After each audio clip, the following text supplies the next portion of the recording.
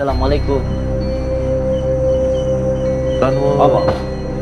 amet pada silaturahmi tulung ngobrol deh Ora perlu apa? pada silaturahmi Silaturahmi apa? ngobrol amet ampun Ngobrol apa? nggih pengen silaturahmi gitu penting Oh, ndak jenenge Samsudin. sih Sing dari sakti iku. ndak jangan sunaturiyen ampun Apa? sunat rumiyen betul Saya lapor ini ganggu acaraku lapor ini. pada silaturahmi kula pengen ngobrol-ngobrol kalian panjenengan Ganggu bengi-bengi rene. Gak diundang, gak apa. ya kula pengen silaturahmi tapi mboten satu saya kesini niatnya untuk silaturahmi bukan Tapi aku ganggu acaraku. ya mohon maaf ini saya tahu pasti mau nyantet orang ini Urusan apa? ya jangan marah nanti stop dulu sampai Urusanku. marah terus sampai nanti mohon maaf gitu ya saya kesini itu tujuannya untuk silaturahmi sampai keganggu ini pasti mau ngelakuin suatu hal yang buruk Iku urusan. Awakmu lapor ini ki lapor, bengi-bengi rene ki ya lapor. saya juga pengen silaturahmi ngobrol-ngobrol sama panjenengan gitu loh pengen Nggak perlu silaturahmi sama. santai Ayo, Mas. santai Cok. santai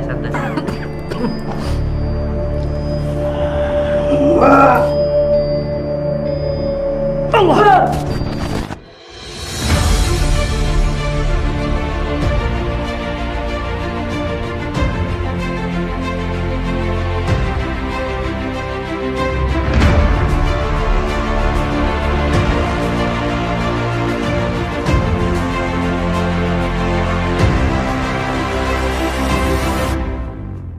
warahmatullahi wabarakatuh. Bismillah, alhamdulillah, wa syukurillah, wa la khawla wa la quwata illa billah. Amma ba'd, saudara-saudaraku semuanya, subscriber, subbreaker dimanapun berada. Semoga semua saudara-saudaraku dimanapun berada selalu dalam lindungan Allah Subhanahu wa Ta'ala, mendapatkan rezeki yang berkah, barokah, berlimpah, bisa untuk pergi ke Mekah, ke Madinah, sisanya bisa buat beli sawah dan menjadi keluarga yang sakinah, mawadah, warahmah, dan mendapatkan keturunan yang soleh dan solehah. Amin ya rabbal alamin. Saudara-saudaraku semuanya, subscriber, subbreaker dimanapun berada, alhamdulillahirabbil alamin. Di malam yang berbahagia ini kita bisa bertatap muka, bersilaturahmi, dan bisa doa bidoa, saling mendoakan, menjadi sedulur selawas saking walasi Gusti Allah. Amin ya rabbal alamin. Saudara-saudaraku semuanya, alhamdulillah kita masih diberikan waktu oleh Allah untuk bisa bersilaturahmi dan juga untuk saling mendoakan, dan semoga kita terus saling mendoakan, semoga kita semuanya selalu dalam keselamatan dan perlindungan Allah. Baru saja terjadi gempa yang lumayan dahsyat di Blitar, sangat berasa sekali. Insyaallah terletak di kenapa kan terletak di salah satu tempat laut di Blitar, Jawa Timur.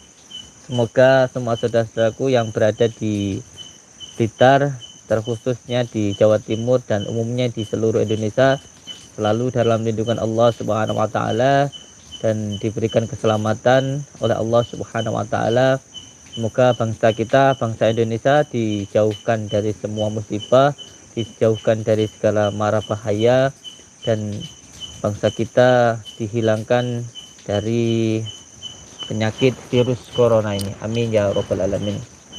Saudara-saudaraku semuanya, semoga dengan kejadian yang baru saja kita alami, gempa tadi, bisa meningkatkan keimanan kita kepada Allah, bisa lebih beriktibar, bermuhasabah, mohon ampun kepada Allah atas semua dosa-dosa yang kita lakukan, dikarenakan bumi bergoyang, mungkin sudah mulai berat dengan menampung beban-beban dosa-dosa kita. Semoga Allah mengampuni dosa-dosa kita, dan insya Allah yang terpenting kita bertaubat dan nasuha kepada Allah dan memohon ampun, memohon keselamatan. Insya Allah ketika umat ini taat, maka jagat ini tidak akan kiamat. Insyaallah belum waktunya untuk kiamat. Insyaallah selagi umat ini taat, insyaallah dunia ini tidak akan kiamat. Yang membuat kiamat itu ialah rusaknya umat. Apabila umatnya masih taat, insyaallah dunia ini tidak akan kiamat.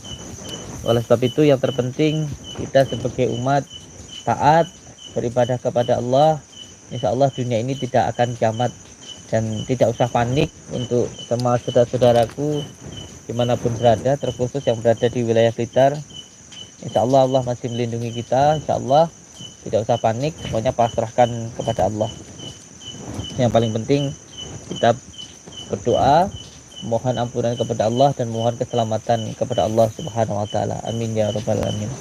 Dan saudaraku semuanya, di malam yang berbahagia ini saya mengingatkan untuk diri saya sendiri dan tentunya untuk semua saudaraku dimanapun berada, mari sama-sama kita menjaga hati kita dari hal-hal yang mengotori hati kita, termasuk kebencian, adu domba, dan lain sebagainya.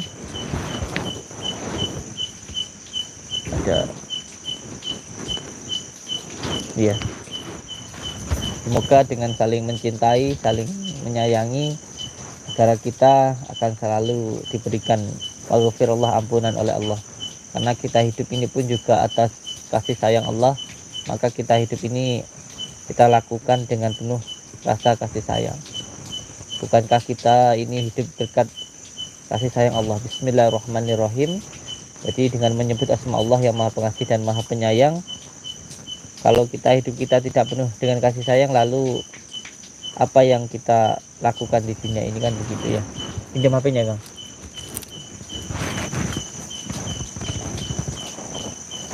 Siap, matur pun.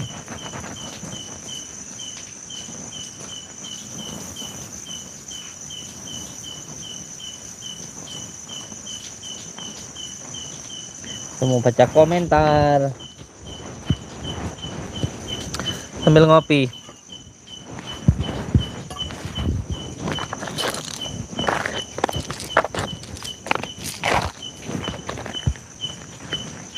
Rokok di YouTube copyright nggak sih Kang? Enggak kayaknya. Enggak ya.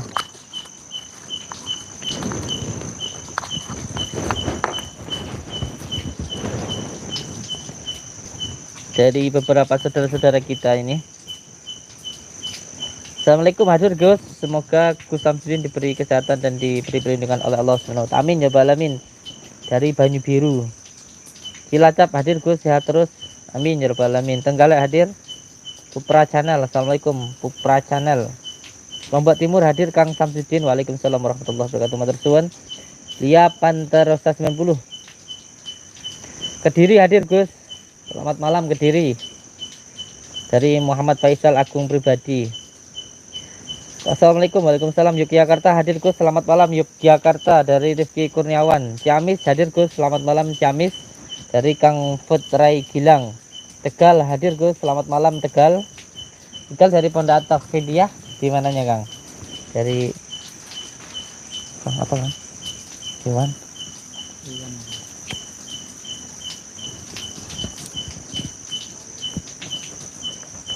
Terima kasih untuk semua saudara-saudaraku yang sudah berkomentar. Alhamdulillah.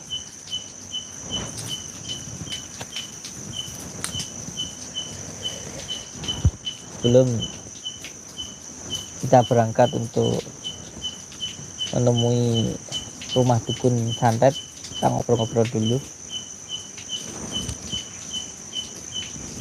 Assalamualaikum Hongkong hadir Gus. Waalaikumsalam warahmatullahi wabarakatuh. Juni 3. Kalimalang Jatim hadir Gus. Semoga Gus dan kru selalu sehat dalam lindungan Allah SWT. Amin ya rabbal alamin. Ida Malay selalu menunggu liftnya Gus. Alhamdulillah barakallah. Gus itu ada yang menghujat. Iya. Enggak apa-apa yang menghujat ataupun menghina, enggak apa-apa, biarkan saja. Semua orang baik, saya yang buruk. Jadi prinsip saya itu semua orang itu baik, bagus, dan saya itu yang buruk. Dan untuk semua saudara-saudaraku semuanya, terkhusus subscriber subbreaker yang melihat tayangan ini, saudaraku semuanya, apabila ada yang menghina saya, jangan ikut menghina orang yang menghina saya. Apabila ada yang mencaci saya, jangan membalas cacian terhadap saya. Ini yang paling penting, karena jangan sampai saudara-saudaraku semuanya terkotori hatinya, karena lebih bagus mana orang yang dihina atau yang menghina, orang yang dicaci atau yang dicaci. Tentu insya Allah lebih baik yang dicaci daripada mencaci. Jangan dibalas, jangan pernah membalas orang yang menghina saya. Saya tidak perlu dibela dengan cacian, saya tidak perlu dibela dengan hinaan dan sebagainya. Oke. Jadi untuk semua saudara-saudaraku subscriber subbreaker dimanapun berada, jangan pernah mencaci orang yang mencaci saya, jangan pernah menghina orang yang menghina saya. Yang diajarkan baginda Rasulullah SAW ketika kita dihina maupun dicaci, doakan semoga orang tersebut diberikan kebaikan oleh Allah Subhanahu wa taala, bukan dengan membalas cacian tersebut. Nggih. Karena prinsip saya, semua orang baik, saya yang buruk.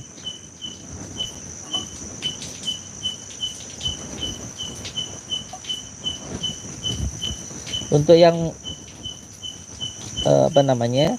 berkomentar tidak baik atau baik tetapi dengan cara yang tidak baik, tidak saya baca nggih. Mohon maaf.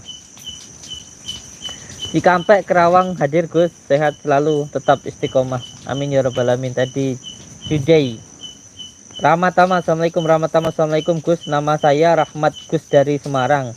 Minta doanya Gus, saya kepingin bertemu sampean dan saya sering ikut baca sholawat dari sampean. Amin ya rabbal alamin. Sholawatnya dari Syekh Abu Hasan Asyadzili ya, dari beliau. Saya hanya derek mawon. Hadir Magetan, Kurang Gareng Ahmad, alhamdulillah. Cibinong hadir Gus, waalaikumsalam. Cibinong selamat malam. Cibinong Bogor hadir, alhamdulillah, barakallah. Ngawi hadir apa? Selamat malam Ngawi. Ngawinya mana Kang? Saya dari Ngawi juga soalnya.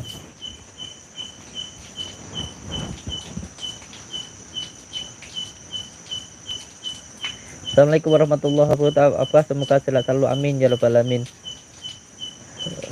Gus, ini lagi. Aduh. Ini yang intinya untuk semua saudara-saudaraku semuanya, jangan pernah mencaci orang yang mencaci saya, jangan pernah menghina orang yang menghina saya. Saya tidak perlu dibela dengan cacian dan juga hinaan. Cukup Allah sebagai pelindung untuk diri saya. Jadi saya tidak perlu dibela dengan cacian maupun dengan hinaan. Karena apa yang disampaikan oleh abah saya, ketika diri kita dicaci maupun dihina, tugas kita bukan membalas cacian tersebut, tetapi tugas kita ialah mendoakan saudara-saudara kita yang mencaci kita. Mungkin karena itu memang ditugaskan Allah untuk mengingatkan diri kita, ditugaskan Allah untuk menguji diri kita, maka kita tidak boleh membenci orang yang membenci diri kita. Kewajiban kita ketika ada orang yang membenci kita, menghina kita, ialah mendoakan orang yang mencaci maupun membenci diri kita. Karena yang diajarkan baginda Rasulullah seperti itu. Dan sejatinya manusia itu kelihatan baik hanya karena ditutupi aibnya oleh Allah. Saya saat ini kelihatan baik hanya karena Allah menutupi aib saya. Kalau Allah membuka aib saya itu orang yang paling buruk di dunia ini. Jadi saya katakan saya ini adalah manusia yang paling buruk di dunia ini, dan panjenengan semuanya itu adalah orang yang baik. Saat ini mungkin panjenengan masih melihat saya baik karena Allah masih menutupi aib saya. Kalau Allah sudah membuka aib saya, maka saya ini adalah manusia yang paling buruk, yang paling jelek. Jadi ya tidak apa-apa, mereka semua yang membuka aib saya ataupun yang mencaci saya tidak apa-apa, itu mengurangi dosa saya gitu. Jadi tidak perlu marah ketika dicaci maupun dimaki, tidak perlu marah.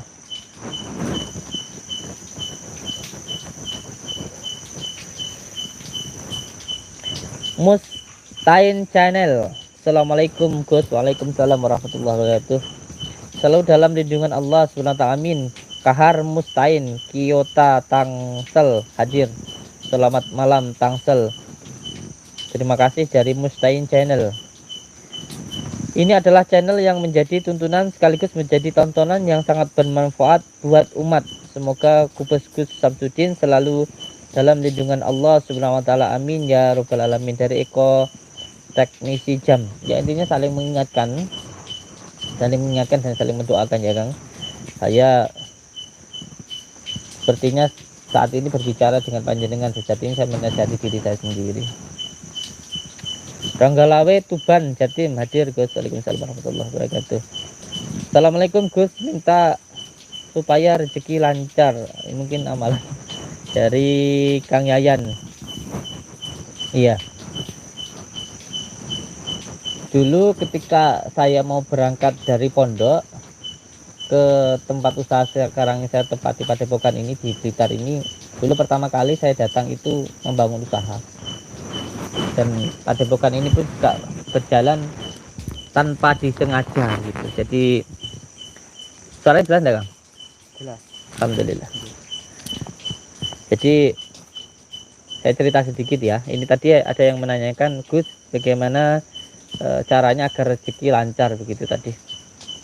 Jadi dahulu ketika saya dari pondok ditugaskan oleh Abah untuk berada di Blitar ini, saya tidak membawa apa-apa. Bahkan dari pondok saya dari Ngawi ke Blitar ini jalan kaki. Makanya di jalan cari sampah itu untuk makan. Nah, ketika sampai di Blitar, yang pertama saya lakukan ialah membangun usaha atau mencari pekerjaan dulu yang pertama. Nah, ketika mencari pekerjaan itulah alhamdulillah terus berkembang sampai alhamdulillah mempunyai beberapa tempat usaha dan hampir ada 9 truk, 9 kendaraan begitu. Itu benar-benar dimulai dari nol dan semuanya sebelum saya punya Padepokan itu sudah mempunyai usaha tersebut. Jadi usaha dulu saya gitu. Nah, ketika saya akan membangun usaha itu, dulu yang diijazahkan oleh abah saya itu bukan sebuah amalan bacaan, tetapi tindakan. Yaitu yang pertama, ketika seseorang ingin usahanya jaya, terutama laki-laki yang ingin usahanya itu jaya, yang pertama harus bisa menyenangkan istri. Itu yang pertama. Menyenangkan istri tidak harus dengan uang, tetapi dengan perkataan dan perbuatan yang baik.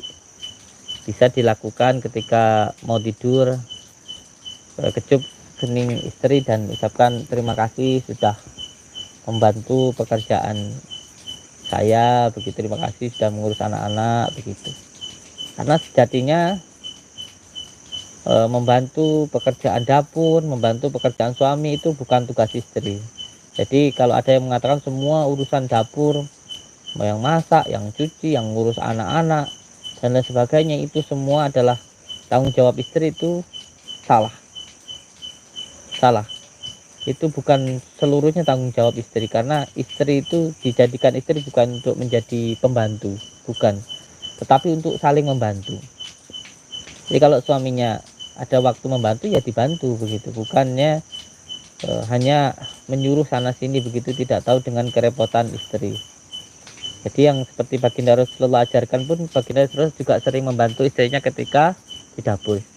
Dan kalaupun sudah mampu, ya carikan pembantu atau orang yang membantu pekerjaan istrinya. Bayangkan kalau anaknya 3, setelah itu harus ngurusin dapur, terus harus ngurusin rumah, harus ngurusin semuanya gitu, apa nggak kedatar gitu. Jadi istri membantu itu bukan pembantu. Jadi apabila istri repot, suami pun juga wajib untuk membantu. Dan apabila memang sama-sama belum mampu, ya sama-sama berjuang untuk keluarga begitu, bukan hanya komplain, memarahi istri dan sebagainya begitu. Jadi apabila ingin usahanya jaya, ini untuk Mas Yayan ya tadi ya. Kalau ingin usahanya jaya, rezekinya lancar, yang pertama rumah tangganya itu harus harmonis. Jadi kalau seorang lelaki ingin usahanya jaya, yang pertama harus bisa menyenangkan istri. Menyenangkan istri tidak harus dengan uang, tetapi dengan perbuatan dan perkataan yang baik. Karena ketika seseorang menikah itu bukan kamu dan saya, tetapi kita. Kalau semuanya mata air itu dua menjadi satu, ini sangat besar rezekinya. Tetapi mata airnya tadi akan tersumbat kalau kedua-duanya tidak ridho birido, tidak senang. Ada perasaan jengkel, marah, benci, sebel, suami terhadap istri maupun istri terhadap suami. Jadi harus ridho birido, istri ridho dengan suami, suami ridho dengan istri. Ini nanti baru rezekinya bisa lancar gitu. Jadi yang pertama, apabila ingin rezekinya lancar, rumah tangganya harus harmonis dulu. Itu yang paling utama. Intinya ya saling menyayangi gitu saja.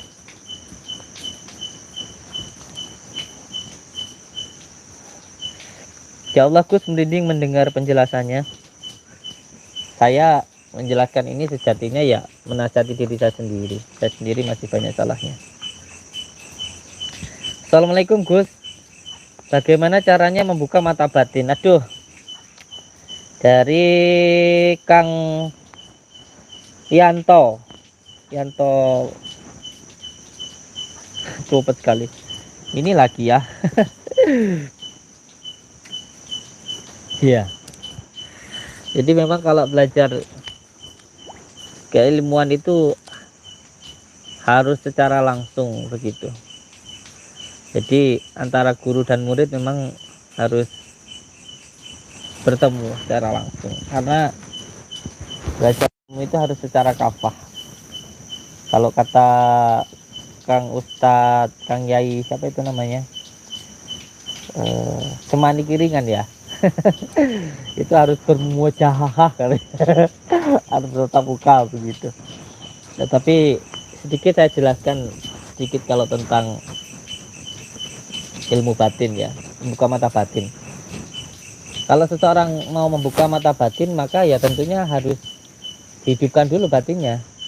Kalau batinnya saja tidak hidup, bagaimana membuka matanya begitu. Jadi kalau seseorang mau berlari ya dia harus belajar untuk merangkak dulu. Paling tidak ya dia harus belajar berjalan dulu.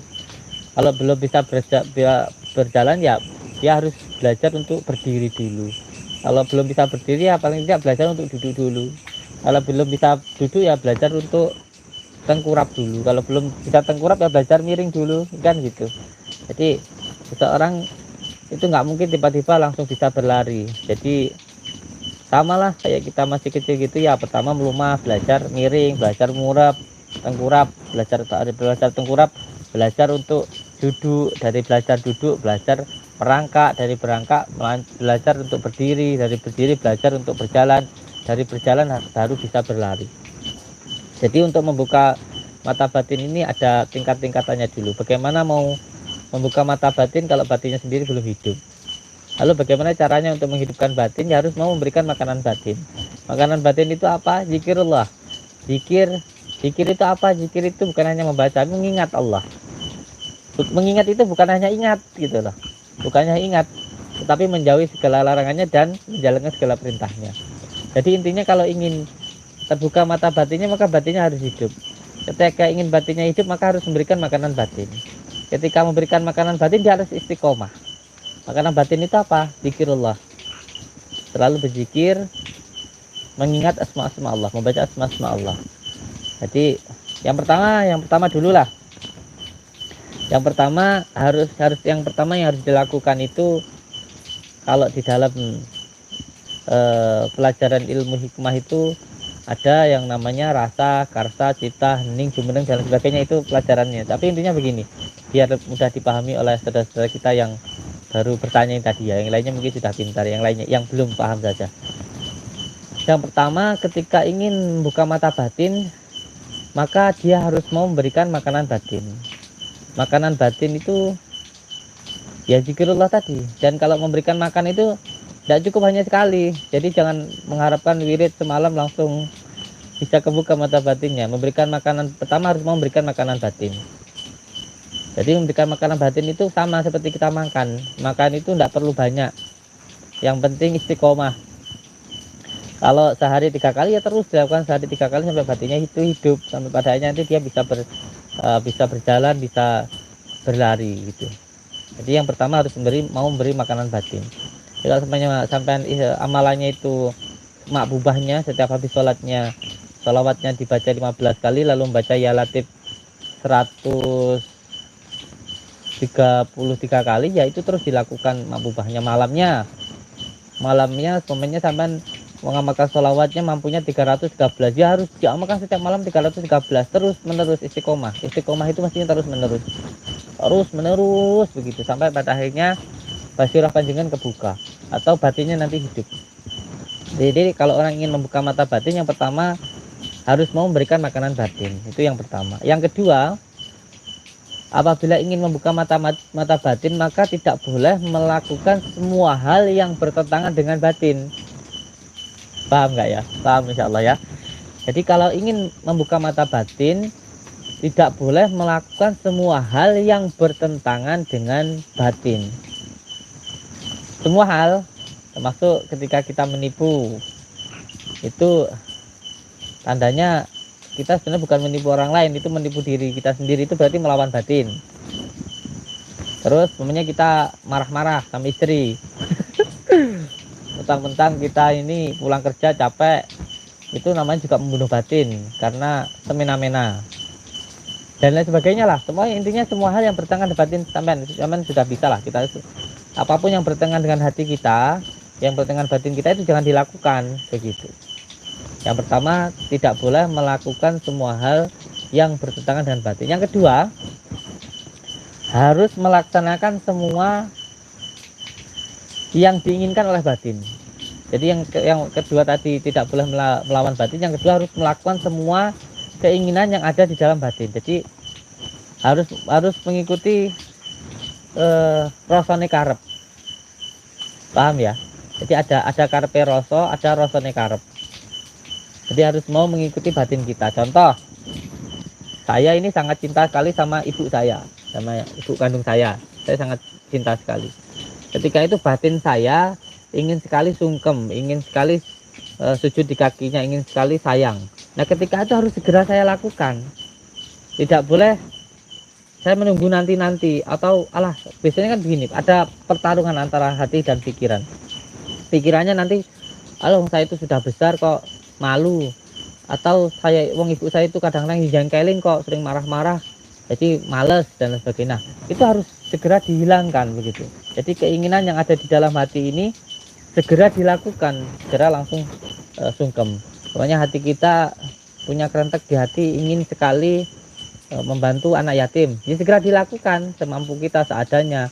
Biasanya pikiran ini nanti menjawab, nanti aja kalau sudah ada rezeki yang lebih, kan begitu. Kadang besok aja atau apa. Nah itu nggak boleh kalau ingin terbuka mata batinnya begitu. Jadi yang pertama harus mau memberikan makanan batin, yang kedua jangan melawan dari batin, dan yang ketiga harus nuruti batin. Nanti ada lagi tingkatannya, tapi yang penting itu dulu yang dilakukan. Nah untuk yang pertama, mungkin saudaraku banyak yang bertanya ini, mungkin lalu untuk memberikan makanan batin itu bagaimana caranya. Ini sudah saya jelaskan berkali-kali bahwa kalau yang saya amalkan, jadi amalan ini saya ajarkan karena sudah saya amalkan. Yang pertama, apabila ingin memberikan makanan batin, ini yang tingkatan yang pertama tadi ya, yang memberikan makanan batin, maka harus mau memberikan makanan batin. Makanan batin itu apa? Makanan batin itu ialah zikirullah, ingat Allah. Nah ketika berzikir ini, kalau di pondok pesantren terutama di dalam kitab Ihya itu ada pelajaran-pelajarannya, atau di kitab Alim Muta'alim. Yang pertama, mandi malam. Pertama yang panjenengan lakukan ketika ingin membuka mata batinnya, mandi malam sekitar jam 12, jam 1, lebih bagus lagi jam 2 atau jam 3. Kenapa mandi malam? Mandi malam ini yang pertama ialah untuk membersihkan zahir, secara zahir. Yang kedua, ini adalah adab ketika kita akan beribadah.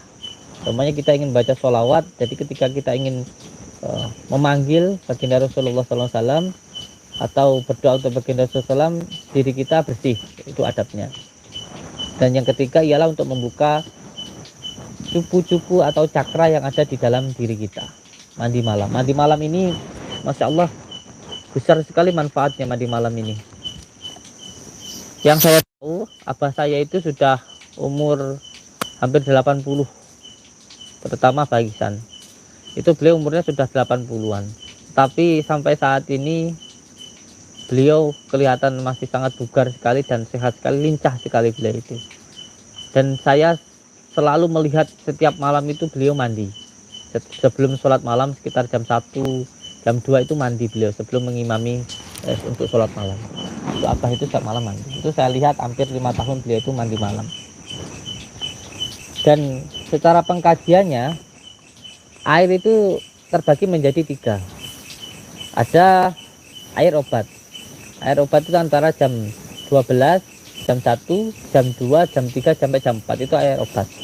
Ada air kesegaran. Air kesegaran itu bukan obat dan juga bukan penyakit. Tidak menimbulkan obat dan juga tidak menimbulkan penyakit antara jam 4 subuh sampai jam 4 sore. Ada air penyakit. Kalau buat mandi itu menimbulkan penyakit itu antara jam 5 sampai jam 9. Itu air penyakit. Kalau mau air obat mandinya malam. Dan saya melihat sendiri abah itu setiap malam itu mandi dan alhamdulillah sehat. Dan insya Allah ini pun sudah saya amalkan hampir 10 tahun. Setiap malam saya mandi. Setelah mandi, lalu sholat taubat 2 rakaat, di sujud yang terakhir, yang kedua, itu membaca la ilaha antas wa hana inni kuntum minadh dhalimin sebanyak 12.000 kali. Mungkin panjenengan yang masih awal-awal bisa dibaca 99 kali atau 999 diamalkan. Monggo mau yang dipilih yang mana. Setelah membaca la ilaha antas subhanaka kuntu minadh dhalimin, intinya salat taubat terus salat hajat. Salat hajatnya salat hajat khusus, kalau bisa Pak lebih jelasnya sudah saya ijazahkan di channel GSD Samsudin Jadab. Jadi kenapa sujudnya lama gitu? Sujudnya lama karena di situ sebenarnya mengandung rahasia yang luar biasa sekali. Seperti yang saya jelaskan bahwa sebenarnya semua yang diperintah Allah itu ialah untuk kebaikan diri kita sendiri, bukan untuk Allah. Salah satunya ketika kita sholat sujud. Ketika kita sujud, ini aliran darah mengalir di kepala. Kalau mengalir di kepala, ini nanti akan menenangkan batin. Kalau nanti pikirannya ini tenang, maka akan terhindar dari semua penyakit. Makanya penyakit sekarang ini yang paling banyak stroke. Yang paling banyak ini stroke. Insya Allah kalau sholatnya bisa tumak ninah, menikmati begitu, insya Allah bisa terhindar dari penyakit stroke. Makanya kita ada namanya tapak gantung, kepala di bawah, kaki di atas. Itu sebenarnya yang sudah kita lakukan sudah diamalkan oleh seluruh umat Islam, yaitu ketika sholat. Jadi itu menghormati bumi. Menghormati bumi itu namanya kabumian. Jadi kabumian itu belajar wataknya bumi. Bumi itu semakin dihina semakin jaya, semakin dilempari kotoran semakin subur, semakin diinjak-injak semakin kuat. Itu bumi. Makanya ada beberapa amalan-amalan yang di situ diwajibkan untuk tidak pakai sandal, menginjak bumi begitu. Dan saya ijazahkan di setiap tamu yang datang itu biasanya mengamalkan ya hayyu ya qayyum bi rahmatika astagis dengan cara duduk langsung di tanah, tidak boleh pakai alas, dan langsung di bawah langit dengan membaca ya hayyu ya qayyum bi rahmatika astagis. Insya Allah semua problem apapun insya Allah akan segera diberikan pertolongan oleh Allah. Nah setelah tadi sholat taubat terus sholat hajat. Sholat hajat khusus namanya. Ini saya yang namain ya, jangan cari di apa hadis nggak ketemu. Maksud saya ini sholat hajat yang khusus untuk membuka mata batin. Nanti diperdebatkan lagi, saya dimarahin lagi nanti. Intinya sholat yang khusus, bukan sholat hajat khusus, nggak ada sholat hajat khusus. Nanti saya diomelin sama orang-orang yang kepalanya hitam. Ya pakai cingkrang gitu, saya nanti diomelin. Sholat hajat khusus, sholat hajat yang khusus untuk membuka basyirah, membuka batin. Itu yang pertama, rakaat pertama setelah membaca Al-Fatihah membaca surat Al-Ikhlas 10. Rakaat kedua setelah Al-Fatihah membaca surat Al-Ikhlas 20, salam. Rakaat ketiga setelah Al-Fatihah membaca surat Al-Ikhlas 20. Rakaat keempat setelah membaca surat Al-Fatihah membaca surat Al-Ikhlas 40. Itu diamalkan. Setelah itu baru mengamalkan amalan yang selanjutnya, yaitu pertama membaca istighfar 1000 kali, terus membaca subhanallah walhamdulillah wala ilaha illallah wallahu akbar 1000 kali, terus membaca la ilaha illallah 1000 kali, terus membaca Allahumma sholli ala sayyidina Muhammad wa ala sayyidina Muhammad 1000 kali, terus membaca sholawat munjiat, setelah itu membaca sholawat nurizat, terus membaca ya latif banyak-banyaknya gitu. Ya. Satu pertanyaan aja jelasinnya lama. Ini belum jelasin tentang ini. Satu pertanyaan ini sebenarnya bisa sampai 1 hari gak selesai nanti. Kasihan yang lainnya komentar ya. Iya, karena memang antara satu dan satunya itu berkesinambungan. Jadi harus ada relasinya begitu. Kalau belajar ilmu itu harus memahami secara kafah, memang tidak bisa hanya sepotong-sepotong. Contoh, ketika ada seseorang meminta ilmu pengasihan, saya itu gimana caranya supaya ditaksir lawan jenis. Ada syaratnya satu. Seperti kemarin itu Kang, saya itu gimana caranya ya supaya saya itu gampang ditaksir wanita gitu. Saya itu orang minderan, terus pengen punya istri kan begitu. Caranya yang pertama, kalau nanti saya mau ijazahkan ilmu ini, ketika mengamalkan ini tidak boleh melihat wanita dengan syahwat, apalagi nonton film porno gitu. Jadi sebenarnya ketika kita memberikan sesuatu, maka kita akan mendapatkan apa yang kita inginkan. Jadi berikanlah apa yang kamu harapkan, maka kamu akan mendapatkan apa yang kamu inginkan. Jadi ketika kita ingin dicintai oleh wanita, maka kita menahan semua keinginan yang bersifat wanita, yang itu tidak hak. Maka nanti yang hak akan datang begitu. Sama ketika kita ingin dapat jagung sekarung, maka kita harus mau memberikan satu genggam jagung ke tanah untuk ditanam. Nanti akan tumbuh beberapa puluh jagung kan begitu. Itu intinya seperti itu. Paham ya? Bahasanya belepotan.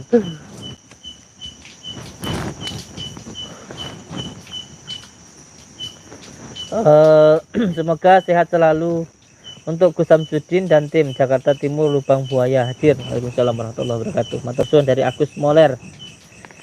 Gus, makna dari zikir mendelengi lilin itu apa Gus? Mohon dijawab. Ini kalau mendelengi lilin atau titik ini biasanya saya dulu di Asma Pagar Bumi ya, di apa namanya, pencaksilat Pagar Bumi, atau yang belajar tenaga dalam, benar enggak? Karena ketika mendelengi lilin ini biasanya untuk memusatkan pikiran, belajar tenaga dalam, untuk membangkitkan cakra, itu biasanya fokus pada satu titik begitu. Nanti ketika bisa fokus dalam satu titik untuk melihat cahaya atau aura-aura, ketika seseorang ingin kita lihat apakah auranya itu hitam atau putih begitu. Ini yang di Asma Pagar Bumi atau di mana? Ini biasanya untuk belajar tenaga dalam. Yeah. Dari siapa tadi? Bayu Satrio. Gus, makna, oh sudah.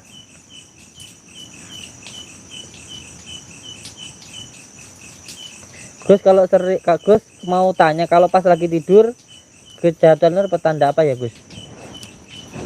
Ini maksudnya ke kejatuhan ular secara langsung atau mimpi. Kalau mimpi-mimpi buruk datangnya dari setan. Kalau sering mimpi buruk berarti sering ada gangguan dari gaib. Kalau orang sering mimpi ada buruk, tandanya ada gangguan dari bangsa jin. Kalau ini yang saya rasakan, insya Allah beliau kejatuhan secara langsung, ular secara langsung, dan ular ini dari golongan ampar begitu, dari golongan ampar, dan sebenarnya tidak ada masalah di dalam diri panjenengan. Untuk siapa ini tadi? Ini ular biasa yang memang berada di atap rumah. Intinya panjenengan di pengiling-iling supaya hati-hati saja. Assalamualaikum Gus, bagaimana caranya untuk membangkitkan tenaga dalam? Dari Bang Rusdi. Membangkitkan tenaga dalam itu, kalau yang pernah saya pelajari dulu di Asma Pakar Bumi, atau pas saya di Abbas Suci Al-Ghazali Cepu, itu dengan cara pertama membaca Asmaul Husna. Itu ada jurus-jurusnya gitu, ada jurus-jurusnya, ada jurus gunting, ada jurus itu, ada beberapa jurus-jurus Asmaul Husna untuk membangkitkan tenaga dalam. Tetapi yang paling mudah itu dengan pernapasan juga mudah. Itu mudah. Caranya 6 6 6. Jadi ada pelajaran khusus ini intinya tiga titik untuk membangkitkan tenaga dalam. Jadi tarik nafas pelan 6, tahan 6, keluar 6 hitungan, 6 ketukan. Tarik nafas dari hidung 6 hitungan, pelan, tahan dipusar dengan posisi seperti ini.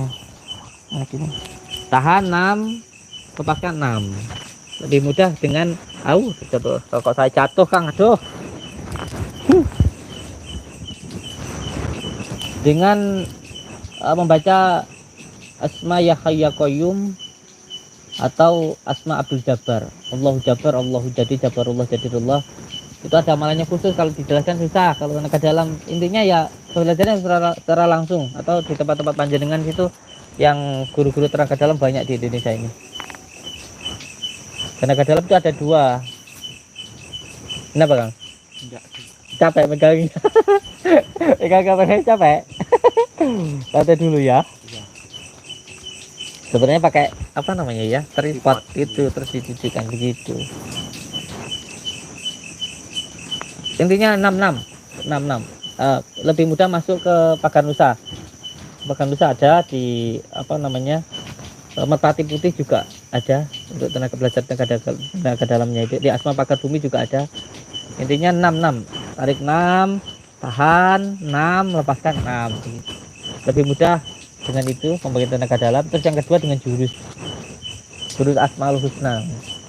Allahu Jabbar, Allahu Jadi, Jabbarullah, Jadirullah begitu. Waduh, komentarnya ya Allah, mohon maaf yang komentar yang belum kebaca ya. Ini saya ucapkan terima kasih yang sudah berkomentar. Mohon maaf kalau belum kebaca ini. Assalamualaikum Gus. Waalaikumsalam. Ingin tanya gimana caranya agar pikiran dan hati bisa istiqomah selalu di jalan Allah Subhanahu wa taala. Dari Reza Pahlavi. Assalamualaikum Kang Reza Pahlavi. Beliau bertanya begini. Assalamualaikum. Waalaikumsalam warahmatullahi wabarakatuh. Gus ingin tanya gimana caranya agar pikiran dan hati bisa istiqomah selalu di jalan Allah. Ya, jawab ya. Jadi intinya kalau ingin istiqomah, jadi ada saudara-saudara saya yang bertanya, biasanya yang datang kepada bukan itu tanya gini, Gus, saya itu ingin biasanya gini, menghilangkan hawa nafsu begitu, karena saya itu sering melakukan maksiat. Terus saya jawab, kalau sama mau hilang hawa nafsunya, caranya satu, gimana? Mati. Orang itu hanya hilang hawa nafsunya itu hanya ketika mati. Karena ketika kita lahir sudah menghirup hawa nih, lafaz nih loh. Itu kita sudah punya hawa nafsu. Selama kita menghirup hawa, Kita ini sudah punya hawa nafsu, nangis, lahir cepet nangis ya wis langsung nangis, langsung marah. Langsung bisa marah itu katanya kita lahir ini langsung punya hawa nafsu gitu loh. Jadi hawa nafsu itu nggak mungkin bisa dihilangkan kalau kita mati. Kalau kita hidup ini masih punya hawa nafsu. Jadi hawa nafsu itu bukan untuk dihilangkan, paham ya? Hawa nafsu itu tidak bisa dihilangkan, bisanya hanya ditekan. Sebab itu orang tirakat, torekoh itu untuk menekan hawa nafsu. Maka kalau batin kita ingin hidup, nur kita ingin keluar, ingin hidup, ingin cahaya, maka harus menekan semua yang bersifat dunia. Makan, minum, tidur, wanita, itu semuanya harus dikurangi, ditahan. Makanya harus betah melek, senang puasa, senang zikir. Makanya banyak sekali orang yang bilang, wah di padepokan cuman dikasih bacaan sholat beribu-ribu, matanya sampai capek, dikasih tasbih cuman suruh zikir, wirid-wirid. Orang ngomong nggak pakai ilmu ya begitu. Orang ngomong nggak pakai ilmu.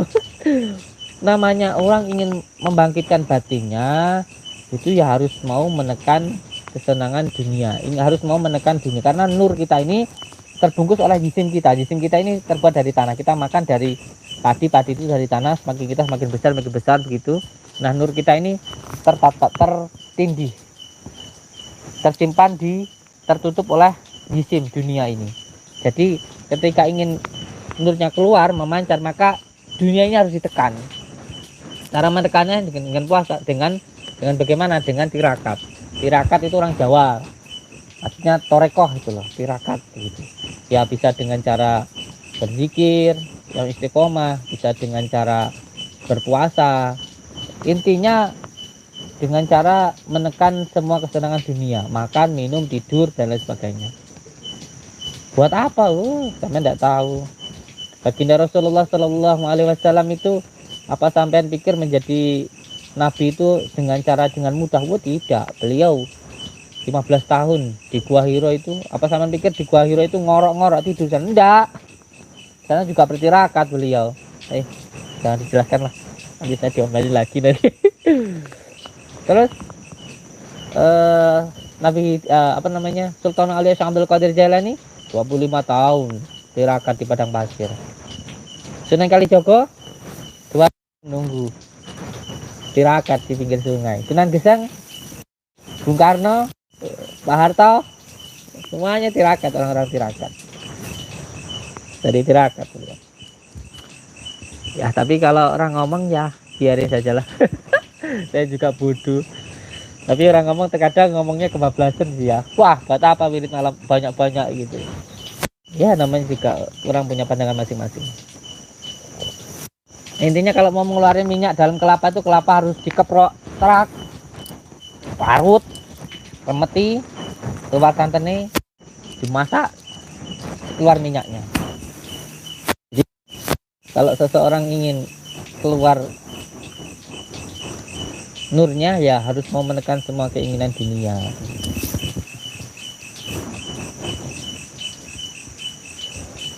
Paham ya? Tadi apa sih pertanyaan? Saya lupa tadi. Pertanyaan apa tadi? Saya ingin tahu gimana caranya supaya istiqomah. Wow itu ya. Supaya ingin istiqomah tadi dari Kang Reza Pahlavi. Iya, dari Kang Reza Pahlavi. Kalau dengan istiqomah caranya cuma satu. Karena tak kasih lampu ini rahasia, cuman panjenengan Pak ini yang tahu. Panjenengan semuanya jadi nggak rahasia lagi. Kalau pengen istiqomah kuncinya satu, dipaksa. kalau pengen istiqomah di dalam mengamalkan amalan, yang pertama itu ilmunya satu, yaitu dipaksa. Itu ilmunya, ilmu paling manjur, paling mantap itu. Kos itu cuman kita saja ini. Jadi kalau pengen istiqomah, pengen mandi, kuncinya satu ketika mengamalkan. Kalau pengen istiqomah caranya dipaksa. Nanti dari dipaksa jadi biasa, dari biasa akhirnya suka, akhirnya mahabbah, begitu. Jadi kalau orang ingin istiqomah itu yang pertama harus dipaksa, lama-lama biasa, terus akhirnya jadi suka. Jadi sampean biasa sholat isya, ya kan? Pertama mungkin berat, makanya anak kecil perlu dipaksa. Nanti kalau sudah dipaksa lama-lama biasa. biasa kalau sampai belum sholat isya mau tidur, rasanya ada saja yang kurang gitu. Saya itu belum apa ya, coba saya merasakan. Kalau sampai sudah biasa sholat isya, terus sampai kok tidur belum sholat isya, nggak bisa tidur. Walaupun sudah tidur, gelebak gelebuk gelebak gelebuk. Dan kalaupun sudah tidur pasti bangun, pasti malam itu bangun. Oh iya tadi saya belum sholat isya. Dan sholat malam juga begitu. Sampai sudah biasa sholat malam, kok sampai tidur, nanti malam pasti bangun. Jam 1 itu tiba-tiba bangun. Alhamdulillah masih diberikan kesempatan Allah untuk sholat malam, terus sampai sholat malam. Itu karena orang-orang itu suka karena biasa, dan biasa itu karena dipaksa. Jadi dibiasakan dulu ya, pertama dipaksa dulu ya, nanti setelah dipaksa nanti jadi biasa, terus akhirnya sampai jadi suka. Sampai kalau sukanya itu bangun jam 7, insya Allah nanti bangun jam 7. Mohon maaf kalau biasanya BAB-nya jam 7, BAB jam 7 aja. Bercanda guys. Dia pertama harus dipaksa gitu, nanti lama-lama jadi biasa. Dan kalau maksa itu ya kita harus, namanya nih baru, makanya amalan itu ada yang 3 kali, 7 kali, 41 hari, 3 hari, 7 hari, ada 41 hari. Itu bukan sesuatu hal yang tidak ada manfaatnya, ada. Yang pertama 3 hari itu dipaksa, nanti 7 hari sudah mulai biasa, 41 hari sudah mulai suka gitu, insya Allah. Paham ya? Insya Allah paham. Paham ya? Dia harus dipaksa dulu ya Kang ya. Gus, cara melawan nafsu pada diri kita gimana ya Gus? Dari Winda Afriana, caranya melawan hawa nafsu ya harus yakin kalau hawa nafsu itu buruk, jadi harus dipaksa. Gitu. Ngantuk itu dipaksa, moh harus bangun gitu. Ya. Rawa Bogor hadir Kang. Waalaikumsalam Jogi Hani. Iya, amalan sholawat Nurijat 17 kali tahan nafas. Untuk tahan nafas itu bagaimana detailnya dari Ocha Kumala. Ini menyinggung tentang ijazah saya kemarin tentang pengobatan ya, tentang pengobatan dengan menggunakan kunir. Ini jadi biar saudaraku yang lainnya tahu, ini beliau dari Ocha Kumala. Assalamualaikum Gus. Waalaikumsalam. Amalan baca sholawat 17 kali tahan nafas itu detailnya gimana Gus gitu. Jadi ini amalan untuk metode ruqyah maupun pengobatan dengan menggunakan kunir untuk penyakit dohir maupun penyakit batin. Intinya kita kembali ke hitoh bahwa segala obat itu adalah Al-Quran. Al-Quran adalah syifa, itu yang menjadi kuncinya.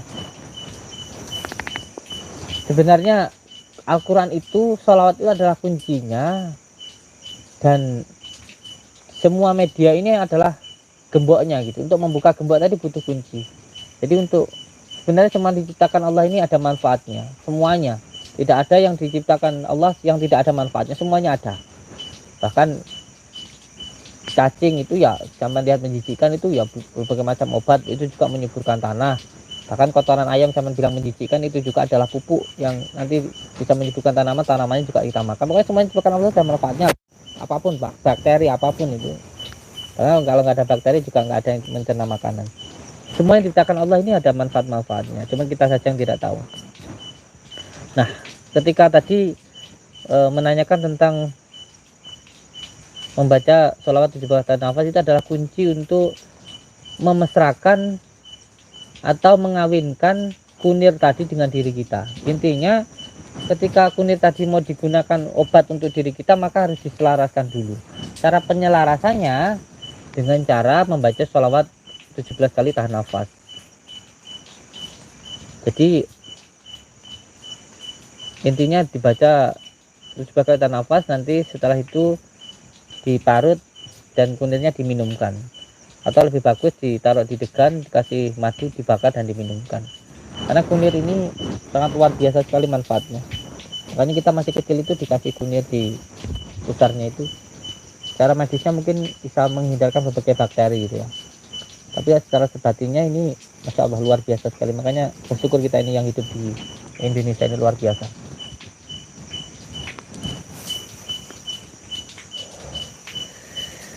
Membaca sholawat 17 kali tahan nafas. Sholawat apa saja boleh, sholawat apa, sholawat muridat. Kalau tidak apa, tidak bisa 17 kali ya satu kali tahan nafas, satu kali nafas, dapat 17 kali tahan nafas gitu.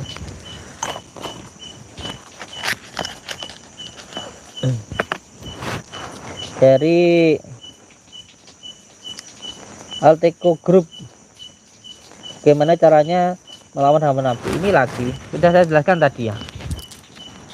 Intinya ketika kita mau melawan hawa nafsu itu kita harus yakin bahwa semua yang diperintah Allah itu adalah semua hal yang terbaik untuk diri kita, dan semua yang dilarang Allah itu adalah semua hal yang buruk untuk diri kita. Jadi ketika kita mau melakukan suatu hal yang buruk, kita harus yakin bahwa ketika kita melakukan hal buruk tadi adalah merugikan diri kita sendiri, gitu saja ya. Dan lebih mudah lagi dengan sholawat, diamalkan sholawatnya. Mohon maaf untuk komentar yang mungkin belum kebaca ya. Suaranya jelas nggak, Kang? Jelas sih.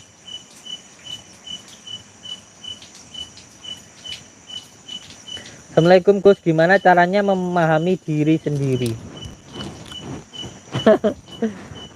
Ini harus sampai masuk aja di Torekoh datang ke Lamongan minta beat Habib Lutfi gitu, mantap. Kalau mau belajar tentang kaji diri ya. Dari siapa ini? Dari Arif Rahman ke Torekoh. Nanti ada sebuah perkataan begini: jika kamu ingin mengenal Allah, maka kamu harus mengenal diri kamu sendiri. Jadi nanti akan ada bahasa seperti ini: sebelum Allah mengenalkan siapa sejatinya dirinya, Allah akan mengenalkan dengan siapa sejatinya diri kamu. Jadi sebelum Allah mengenalkan dirinya, dia akan mengenalkan dirimu ke diri kamu sendiri, gitu. Jadi siapa yang ingin mengenal Allah, maka dia harus mengenal dirinya sendiri. Nanti akan ada bahasa seperti itu. Lalu bagaimana caranya untuk bisa mengenal diri? Ini ada pelajaran khusus yang berbahaya apabila dibuka. Ini tentang ilmu makrifat. Intinya masuk saja ke tarekat. Masuk saja ke tarekat. Sebab tarekat tadi ada syariat, tarekat, hakikat, dan makrifat. Syariat itu adalah tindakan nyata, seperti sholat, puasa, bahkan makan, minum, itu syariat. Sesuatu hal yang dilihat dengan mata telanjang itu disebut dengan syariat. Yang kedua adalah tarekat. Tarekat itu adalah perjalanan atau orang Jawa bilang tirakat, perjalanan untuk mendekat kepada Allah. Yang ketiga adalah hakikat. Hakikat itu hakiki, setelah dia melaksanakan dan dia sudah melakukan perjalanan, setelah itu bisa merasakan. Ketika sudah merasakan itulah dia yakin, hakul yakin, dinamakan dengan makrifat. Kalau bahasanya itu, kalau yang saya contohkan itu seperti kita makan jeruk. Jadi jeruk itu, kulitnya jeruk itu syariat. Sesuatu yang terlihat nyata itu syariat, kulitnya itu. Nah, ketika kita mengupas jeruknya, mengupas itu namanya tarekat. Nah, ketika kita memakannya, merasakan kecutnya jeruk tadi, itu namanya hakikat. Dan ketika kita sudah yakin, kita yakin kalau jeruk tadi itu kecut, karena kita sudah merasakannya, itu dinamakan dengan makrifat. Jadi kulitnya itu syariat, dan proses untuk membukanya, mengoncengnya itu namanya tarekat. Dan ketika kita memakannya, itu dinamakan dengan hakikat. Dan ketika kita sudah meyakini, kita yakin kan sebab sudah merasakan. Kita yakin itu sebab kita sudah merasakan. Kita merasakan itu karena sudah melakukan. Jadi ketika kita sudah yakin, karena kita yakin itu karena kita sudah memakan, kita itu yakin nih, sampai yakin kalau jeruk ini kecut, sebab kita kan sudah memakannya, sudah merasakannya. Ini saya yakin nih rasanya jeruk ini kecut. Nah, itu dinamakan dengan makrifat gitu. Nah, ini harus diamalkan supaya bisa merasakan. Seperti ini, saya ngopi nih, kopi ini kan rasanya manis. Nah, manis ini saya mengatakan manisnya kopi ini namanya adalah hakikat. Dan ketika saya yakin, ketika saya sudah meminum kopi ini manis, dinamakan dengan makrifat. Nah, proses kopi itu kopi satu, beli kopi ini adalah syariat. Ketika membuatnya itu namanya tarekat, ketika meminumnya ini hakikat, dan ketika yakin kalau ini kopi ini manis, saya sudah merasakan, namanya makrifat. Jadi seseorang ilmu batin itu sebenarnya hanya bisa dirasakan oleh yang mengamalkan. Ilmu batin hanya bisa dirasakan oleh orang yang mengamalkan. Saya bercerita ke panjenengan semuanya manisnya kopi ini. Saya ngomong ke panjenengan, Kang, kopi ini manis banget loh, nikmat banget. Tapi sampean kok nggak pernah minum kopi, saya seperti ngomong kayak orang gila. Dan mungkin sampean nggak akan percaya kalau kopi ini manis, karena sampean nggak pernah minum kopi. Makanya yang bisa merasakan manisnya kopi itu hanya yang mengamalkan, hanya yang meminumnya saja. Makanya dia mendengarkan. Waalaikumsalam warahmatullahi wabarakatuh.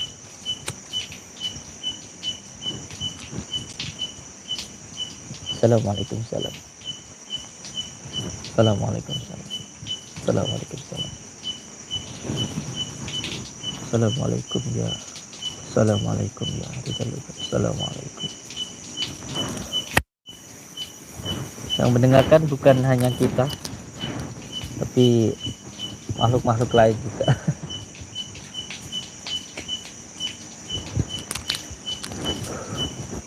Intinya, makanya terkadang ilmu hikmah itu tidak boleh dipertontonkan, karena nanti bisa menjadi sebuah fitnah. Ini memang benar. Jadi saya sangat setuju sekali dan sangat mendukung sekali kalau ada saudara-saudara kita yang membongkar tentang penipuan, tentang trik, tentang berbagai macam cara lah begitu, yang itu dianggap sebagai ilmu hikmah. Karena memang saya akui banyak sekali yang melakukan penipuan dengan cara trik tadi, memang seperti itu. Karena memang ilmu hikmah itu intinya untuk diamalkan, bukan untuk dipertontonkan. Dan banyak sekali yang menggunakan hal-hal semacam itu. Jadi saya sangat mendukung sekali untuk semua saudaraku. Tidak pernah satu hal pun yang menjadi masalah untuk diri saya, tidak. Saya sangat mendukung untuk semua saudara-saudaraku. Karena apa? Karena memang sama seperti kita mau mengijazahkan keilmuan. Nanti ketika mengamalkan ilmu ini, kamu nanti bisa kebal. Kamu mengamalkan ilmu ini nanti kamu bisa raga sukma, bisa terawangan, bisa menarik pusaka, bisa ngobatin orang dan lain sebagainya. Itu nanti takutnya memang menjadi hawa nafsu.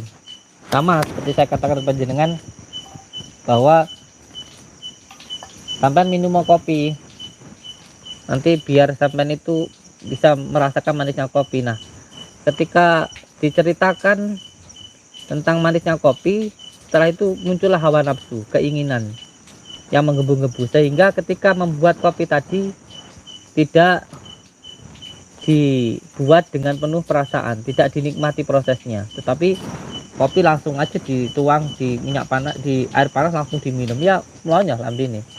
Harusnya kopi tadi cara membuatnya memang harus dengan proses dinikmati, semuanya butuh proses, dinikmati, diaduk, ditunggu dulu agak dingin lalu diminum.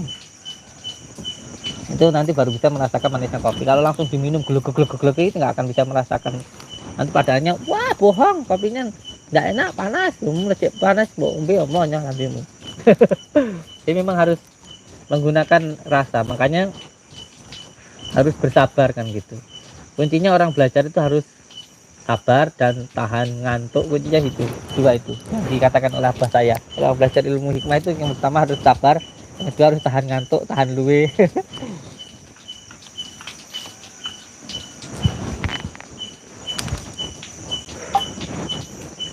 Ambil baca komentar ya.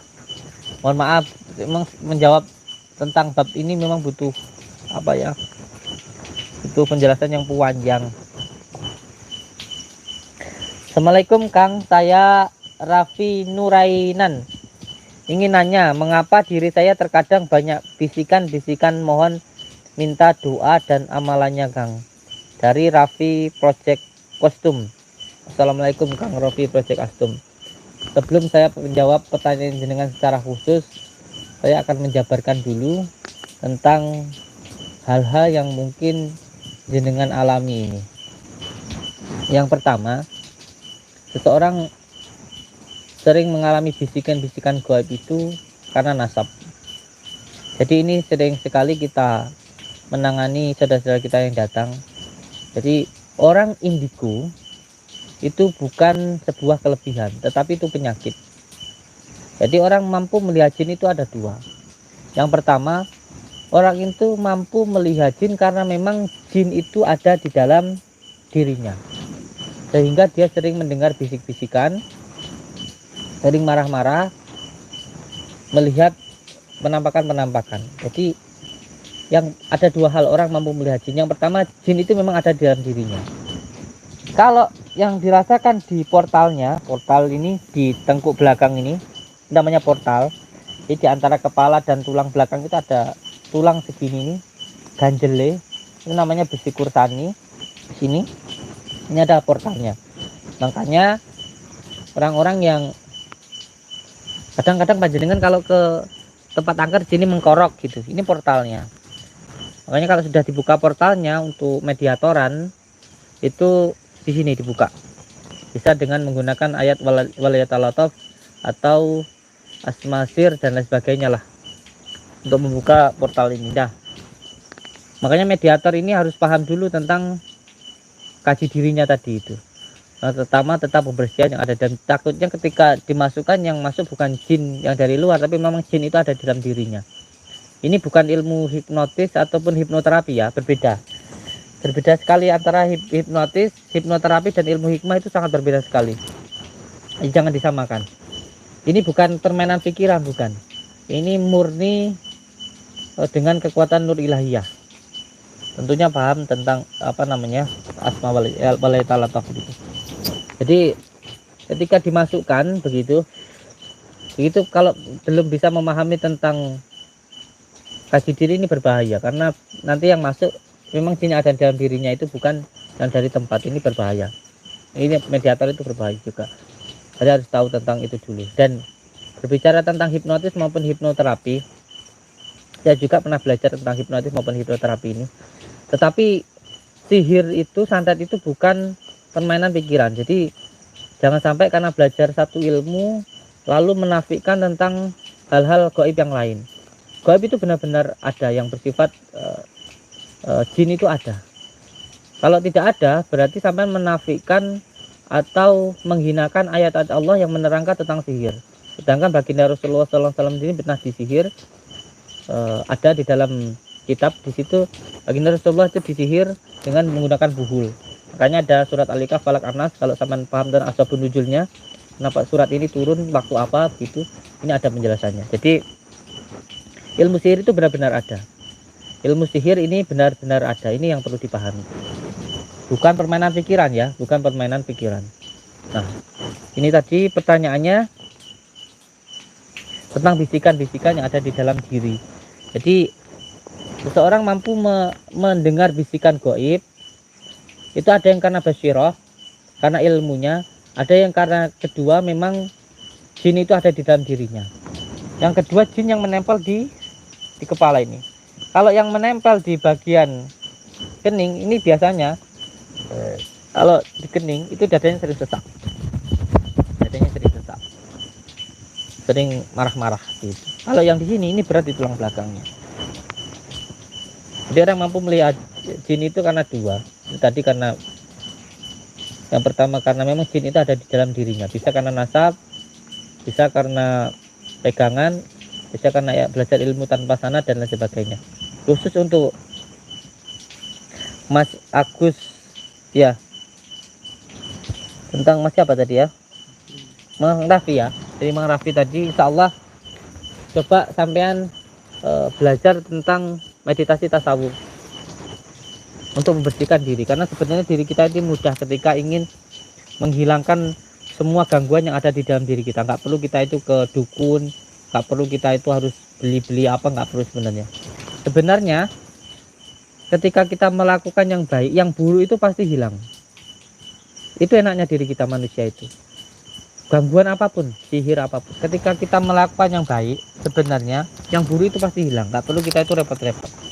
Salah satunya dengan cara meditasi tasawuf atau ismujad, zikir nafas. Jadi sholat itu ada 3, ada sholat 5 waktu, tapi ini secara pelajaran ilmu hikmah ya, bukan secara syariat. Jadi tolong jangan sampai diperdebatkan, ini hanya untuk pemahaman secara ilmu hikmah, tentunya yang mempelajari tentang ilmu-ilmu hikmah, ilmu-ilmu tentang kaji diri ya. Ada sholat syariat, ada sholat 5 waktu. Namanya sholat 5 waktu itu harus tepat waktu. Yang kedua adalah sholat daim, sholat yang tidak mengenal waktu. Jadi ada sholat yang harus tepat waktu, ada sholat yang tidak mengenal waktu, dan ada sholat sejati. Jadi ada sholat syariat, ada sholat 5 waktu, ada sholat daim, ada sholat sejati. Sholat syariat, sholat 5 waktu itu harus tepat waktu, sholat daim itu tidak mengenal waktu, dan sholat sejati itu setiap waktu. Jadi penjelasannya itu bagaimana ya, yang bisa dipahami oleh saudara. Intinya sholat 5 waktu itu sholat yang biasa kita kerjakan, subuh, asar, maghrib, isya, dan lain sebagainya. Terus ada sholat yang tidak mengenal waktu, setiap waktu kita harus sholat mengingat Allah. Jadi setiap keluar masuk dengan zikir Allah, Allah, Allah, Allah, Allah, itu namanya sholat daim. Ada sholat sejati. Sholat sejati itu mengumpulkan semua hawa songo yang ada di dalam diri kita untuk berkumpul sujud kepada Allah. Ini dinamakan dengan sholat sejati. Paham ya? Nah, untuk panjenengan ini insya Allah, Allahu a'lam bishawab, saya tidak tahu apa-apa ya, kira-kira saja begitu. Yang ada di dalam diri panjenengan ini gangguan dari ampar. Ini karena kelakuan dan perbuatan sama sendiri yang sering gitulah pokoknya. Itu kesalahan itu yang saya lakukan sendiri itu mengundang masuknya jin ampar ke dalam pikiran panjenengan, masuknya dari rambut ke aliran darah terus ke pikiran panjenengan. Cara menghilangkannya yaitu dengan cara itu tadi, zikir nafas, Allah, Allah, Allah, Allah, Allah. Dimulai dengan membaca syahadat dulu, dibaca dulu syahadatnya 7 kali tahan nafas, sholawat Nabi 7 kali tahan nafas, dan membaca ayat kursi 7 kali tahan nafas. Setelah itu zikir Allah, Allah, Allah, Allah. Insya Allah bila teman mengamalkan itu nanti akan hilang, karena ketika jenengan melakukan suatu hal yang buruk, keburukan tadi itulah yang menyebabkan masuknya bangsa jin tadi. Jadi seperti hati ini tempat baik dan buruk. Ketika hatinya buruk, ada situ ada kotorannya, maka lalat akan masuk, penyakit akan masuk. Nah, ketika kita melakukan maksiat tadi, mohon maaf kalau saya membuka aib, semoga Allah mengampuni dosa saya. Panjenengan orang baik, saya orang buruk. Ketika jenengan melakukan suatu hal yang buruk tadi, menyebabkan kolbu jenengan kotor dan menjadi sarangnya, tempatnya dari bangsa jin ampar tadi. Kunci yang pertama, sudah berhenti dari melakukan maksiat tadi, terus setelah itu melakukan zikir nafas. Jadi dihilangkan dulu kotorannya, nanti setelah itu diusir lalatnya dan pagarannya dengan cara sabar dan sholat ya. kalau bisikannya nanti hilang. Mungkin ada yang bertanya lagi ya. Dari Arif Warsono, penonton pada panik. Kenapa sih panik? Santai aja, santai nggih. Dari Setia, Assalamualaikum warahmatullahi wabarakatuh. Sebelum lihat video dari Gus Samsudin Sholawat Nurijat, dulu saya sudah pernah dapat amalan Nurijat. Alhamdulillah semenjak tontonan saya sambil kerja pun baik lahir ataupun batin sering saya amalkan. Alhamdulillah, semoga diamalkan, sebab hanya amalan sholawat yang selain dia itu mampu memasukkan, dia juga mampu untuk membersihkan. Itu hanya sholawat. Amalan yang lain tidak bisa membersihkan. Makanya kayak hijib makhrobi, hijib barki dan lain sebagainya, itu biasanya kita kalau di pondok itu sebelum diberikan amalan kita disuruh untuk berpuasa dulu, membersihkan dohir batin kita. Karena ketika mengamalkan takutnya nanti menjadi gila atau stres, karena suatu hal yang baik butuh tempat yang baik. Tetapi kalau sholawat ini sesuatu hal yang baik juga bisa membersihkan sesuatu hal yang tidak baik. Jadi kalau hijib amalan yang lain, entah itu asma sungai rajah, tasik rajah di rajah, maupun amal-amal yang lain, itu kalau sesuatu hal yang baik dia butuh tempat yang baik. Kalau enggak nanti goncang. Orang menghafal Al-Quran kalau senang pacaran banyak yang mengalami gangguan. Tetapi kalau sholawat ini tidak. Sholawat ini sesuatu hal yang baik bisa membersihkan sesuatu hal yang tidak baik. Jadi walaupun diamalkan oleh orang yang suka melakukan maksiat, walaupun dibaca dengan hati yang sombong dan lain sebagainya, itu tidak apa-apa. Bahkan insya Allah bisa menuntun batin kita untuk melakukan hal yang baik. Karena sholawat ini tidak ada filternya. Filternya yaitu baginda Rasulullah Shallallahu Alaihi Wasallam. Hanya sholawat yang bukan hanya memasukkan tapi juga membersihkan. Semoga diamalkan terus sholawatnya, nggih. Wa bidu'a. Dari Ramatama, Assalamualaikum warahmatullahi wabarakatuh. Waalaikumsalam warahmatullahi wabarakatuh. Dari Semarang, selamat malam Semarang. Alhamdulillah, saya sudah berkali-kali ke Semarang. Minta terawangannya Gus. Apakah saya ada gangguan gaib karena sampai saat ini saya belum dapat pekerjaan, sedangkan saya menghidupi anak istri saya. Mohon maaf untuk semua saudaraku dimanapun berada, saya tidak bisa terawangan. Jangankan untuk menolong saudaraku, menolong diri saya sendiri saja saya tidak bisa. Besok saya hidup atau mati pun juga saya tidak tahu. Bisa jadi besok saya mati atau nanti saya mati, saya tidak tahu. Jadi saya tidak bisa menerawang. Kita ini biasanya hanya menggunakan ilmu rasa, kira-kira kita berbicara dengan panjenengan, oh kira-kira nanti seperti ini, oh kita minta kepada Allah solusinya seperti apa, gitu saja. Nggak bisa terawangan saya, kira-kira. Orang kira-kira itu ya kalau benar ya kebetulan, kalau salah ya memang manusia tempatnya salah, tapi bukan suatu hal yang hak. Hanya kira-kira rasa, dari rasa saya gitu saja ya. Jadi saya nggak bisa terawangan. Jangan untuk menerawang hidupnya panjenengan, menerawang hidup saya aja saya nggak bisa. Besok saya hidup atau mati pun juga saya nggak tahu gitu loh ya. Jadi intinya kita saling mendoakan gitu saja lah. Karena panjenengan bertanya maka saya wajib untuk menjawab. Saya jawab dengan sebisa-bisa saya. Kalau salah itu murni kesalahan saya, kalau benar itu datangnya dari Allah. Nggih. Dari siapa tadi? Kang Ramatama.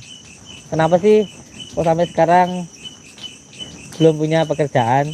Saya tanya ke panjenengan, 2 tahun yang lalu sampai ngelakuin apa? Jawab dengan jujur.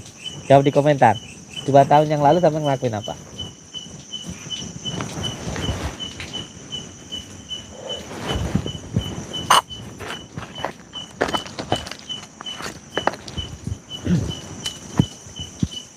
Nah, belum ada jawabannya. Jadi untuk Kang Ramatama, sejatinya kita ini hidup di dunia ini bukan untuk mengejar dunia, tetapi dunia ini diciptakan untuk melayani kita.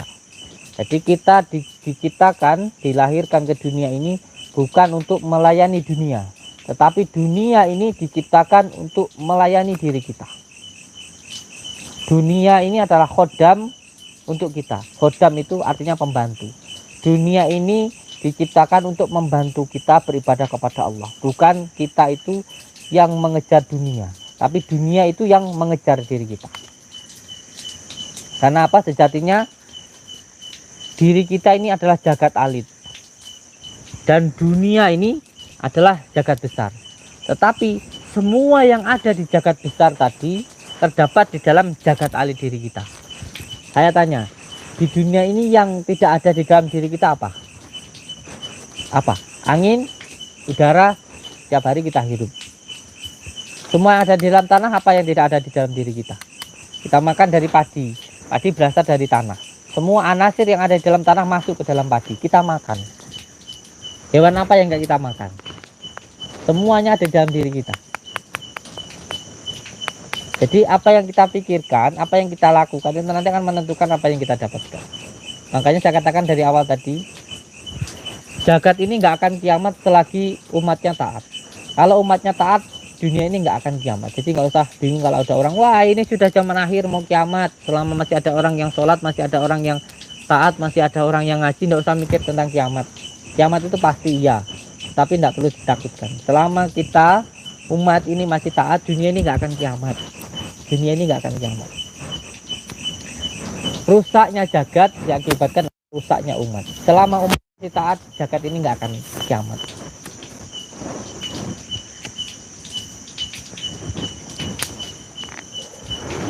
Untuk Kang tadi siapa yang tanya, sampean nanti malam mandi, sholat taubat, sholat hajat, sujud, baca la ilaha illa anta subhanaka inni kuntu minadz dzalimin, lakukan 41 hari. Insyaallah dengan nanti yang hanya bisa merasakan sampai insyaallah nanti dapat pekerjaan. Insyaallah saya doakan. Insyaallah amalkan. Baca la ilaha illa anta subhanaka inni kuntu minadz dzalimin, sujud dibaca 999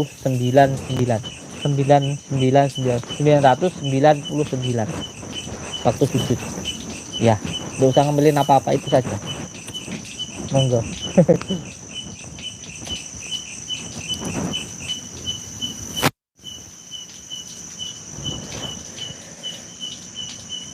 Gus, saya rindu, insya Allah nanti kalau pulang ke Jawa langsung ke Padepokan dari Andi Luki. Waalaikumsalam warahmatullahi wabarakatuh. Silahkan datang ke Padepokan. Yang penting niatnya untuk menyambungkan silaturahmi, itu saja. Karena kalau niatnya satu untuk menyambungkan tali silaturahmi, maka pasti Allah akan menambahkan rezeki kita, menjauhkan dari segala bala. Karena ketika ada seseorang tamu yang datang dan saat itu orang itu berpelukan ataupun bersilaturahmi, maka saat itu seluruh malaikat mendoakan orang tersebut. Dan ketika orang itu pulang, maka dihilangkan juga segala penyakitnya, ditambahkan umurnya, dan dibarokahkan rezekinya. Sebenarnya kalau kepada bukan niatkan satu saja untuk silaturahmi. Karena kalau sampean mengira saya itu sakti, sampean bakal nyeselnya. Karena saya tidak sakti. Jangankan saya sakti, wong saya itu sama seperti panjenengan. Ya susah, ya sedih gitu. Kalau yang sampean lihat itu semuanya jadikan hiburan saja. Semuanya hiburan untuk saling mendoakan, itu saja ya.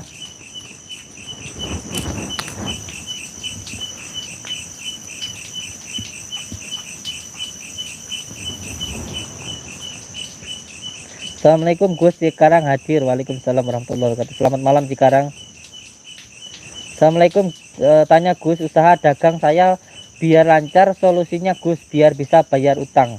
Dari Kuswanto. Kang Kuswanto, saya pegang korek ya. Saya jualan korek.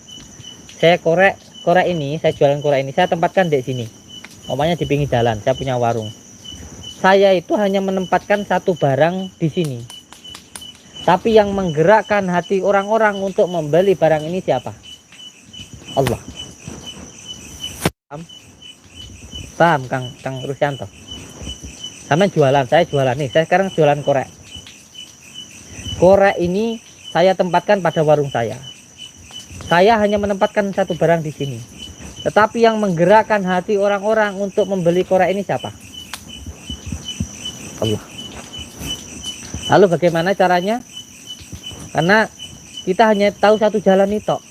jangan menuhankan diri kita ya. Kita itu hanya punya satu jalan toh, hanya menempatkan satu barang di sini.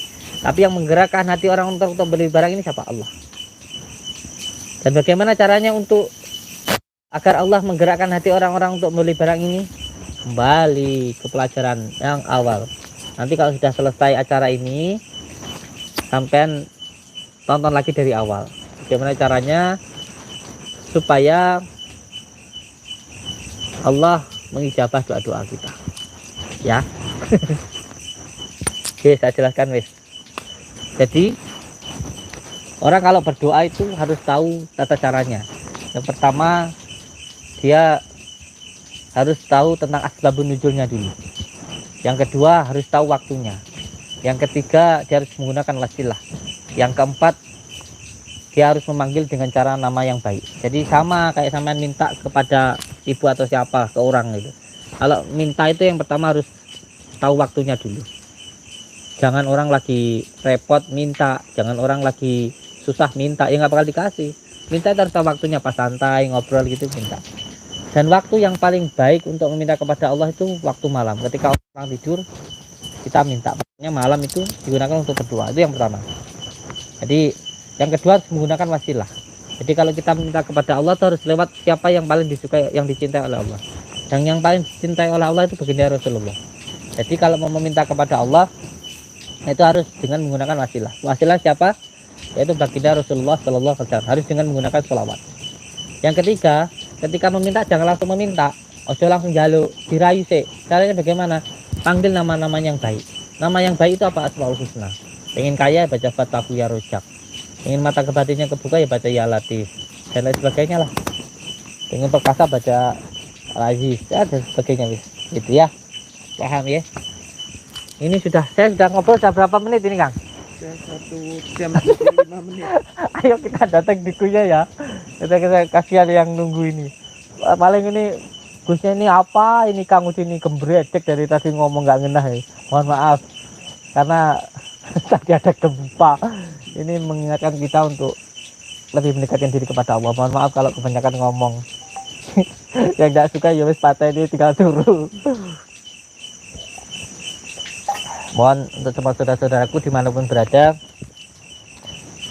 jangan pernah, ini sebelum saya datang ke sana, jangan pernah membenci orang yang membenci saya, jangan pernah mencaci orang yang mencaci saya.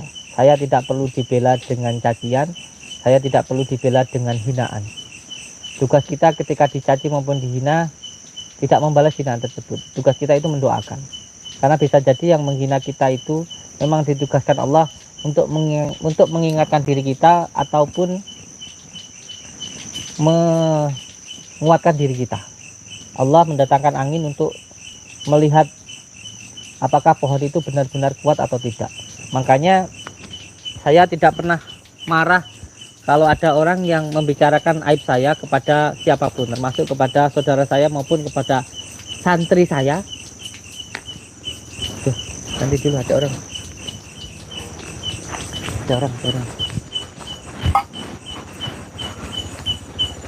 Jangan-jangan dukun Kang.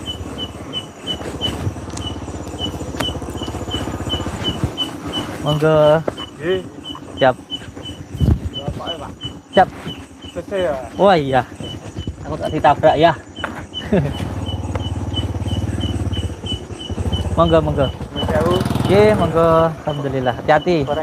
Mboten napa-napa. Siap. Hati-hati. Kanan kiri jurang. Siap. Monggo.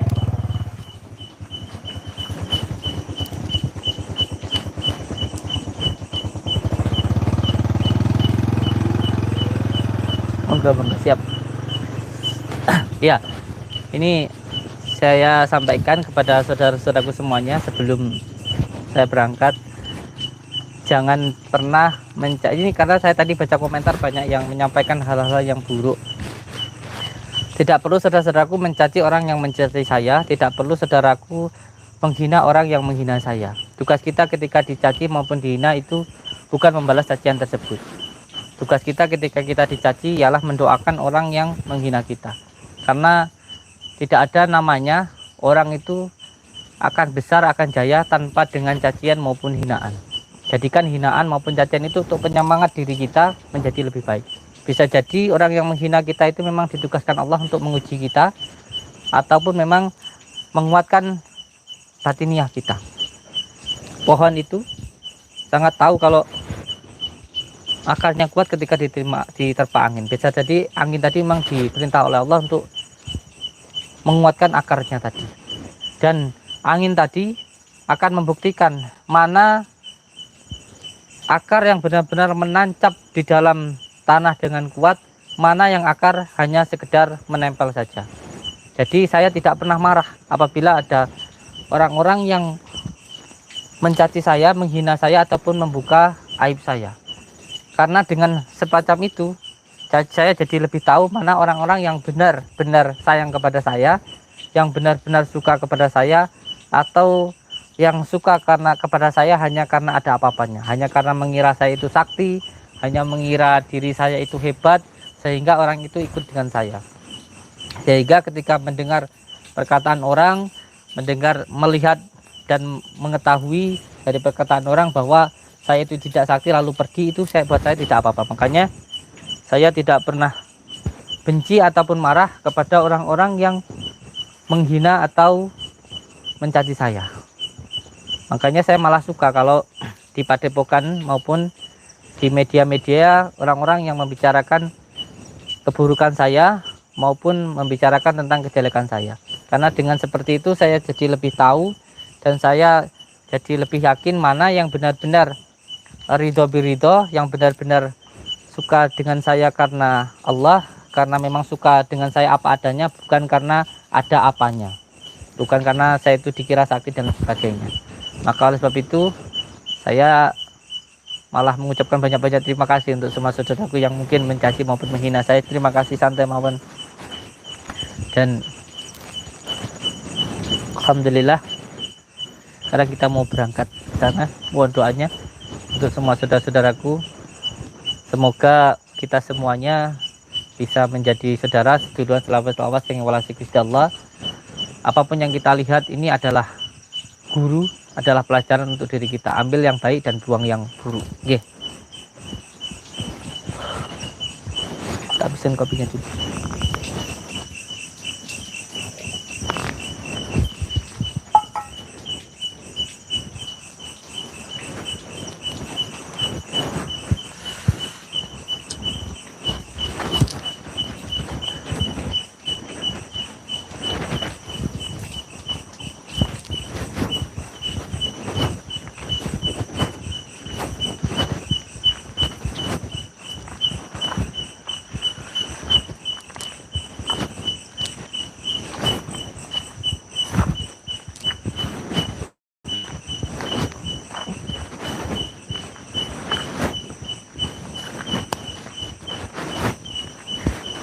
Pun wancine berangkat kata Kang Malut Radio.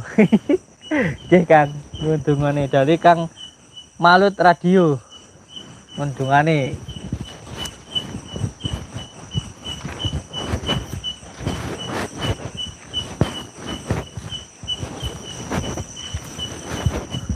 Ini ada yang komentar gini Kang. Gus, kalau saya mau silaturahmi ke Padepokan itu nggak apa-apa Gus, saya pendosa soalnya. Dosanya sama dosa saya itu lebih banyak dosanya saya. Santai saja ya. Monggo.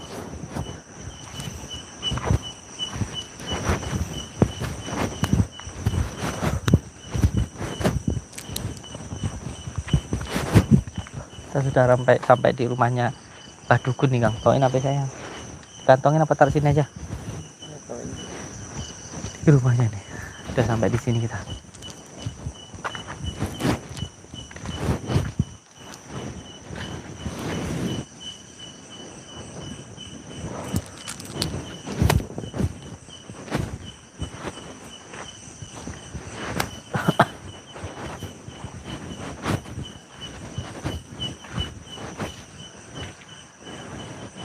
Saya mau ngintip di dalam dukunya lagi apa tapi takut dosa. Kita aja yo.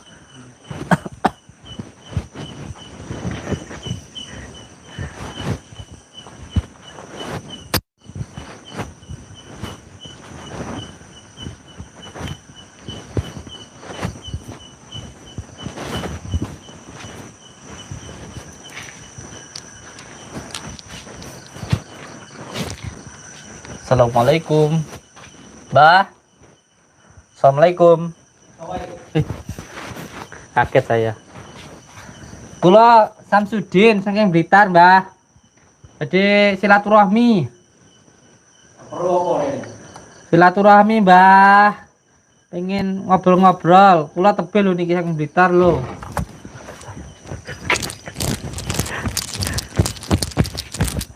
Assalamualaikum. Nuwun. Apa? Nggih, amet badhe silaturahmi. Nuwun tulung ngobrol. Nggih. Ini.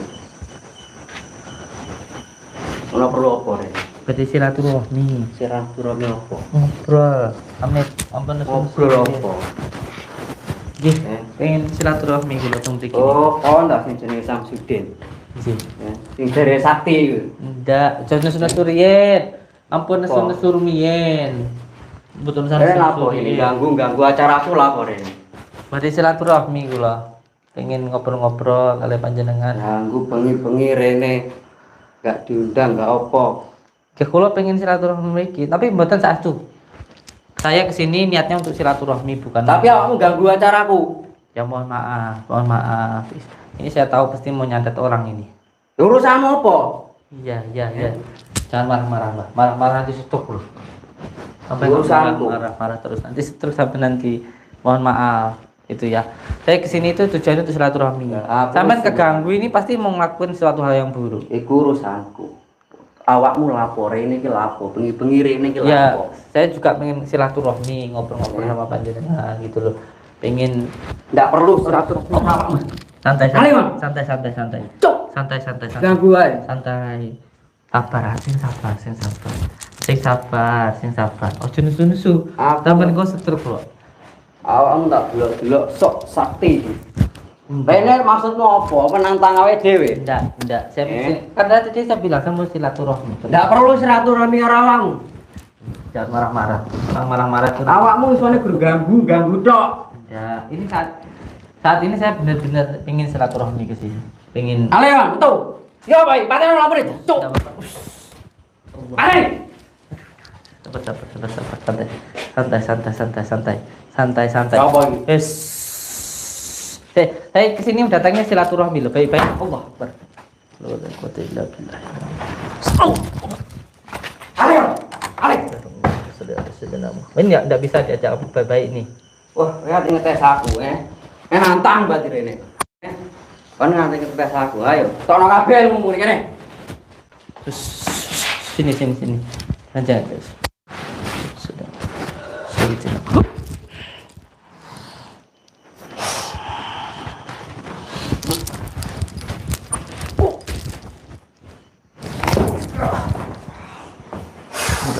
boleh ya taala toh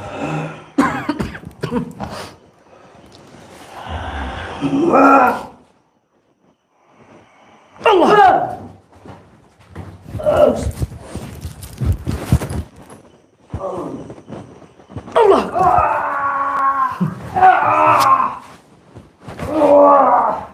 Bismillah Allah Akbar.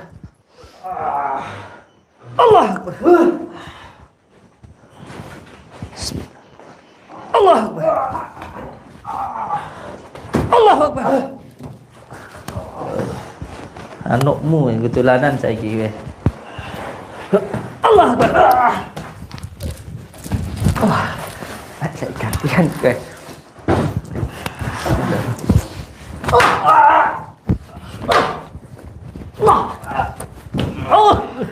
Jantung aku geden.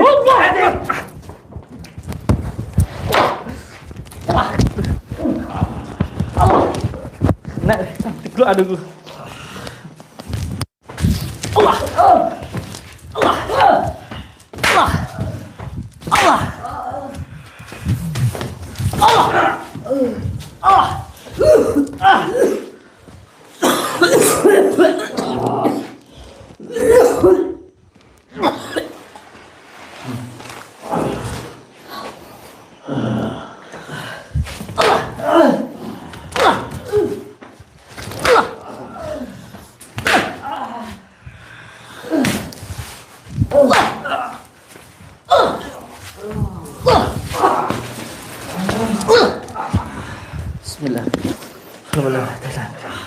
Kaku. Kaku.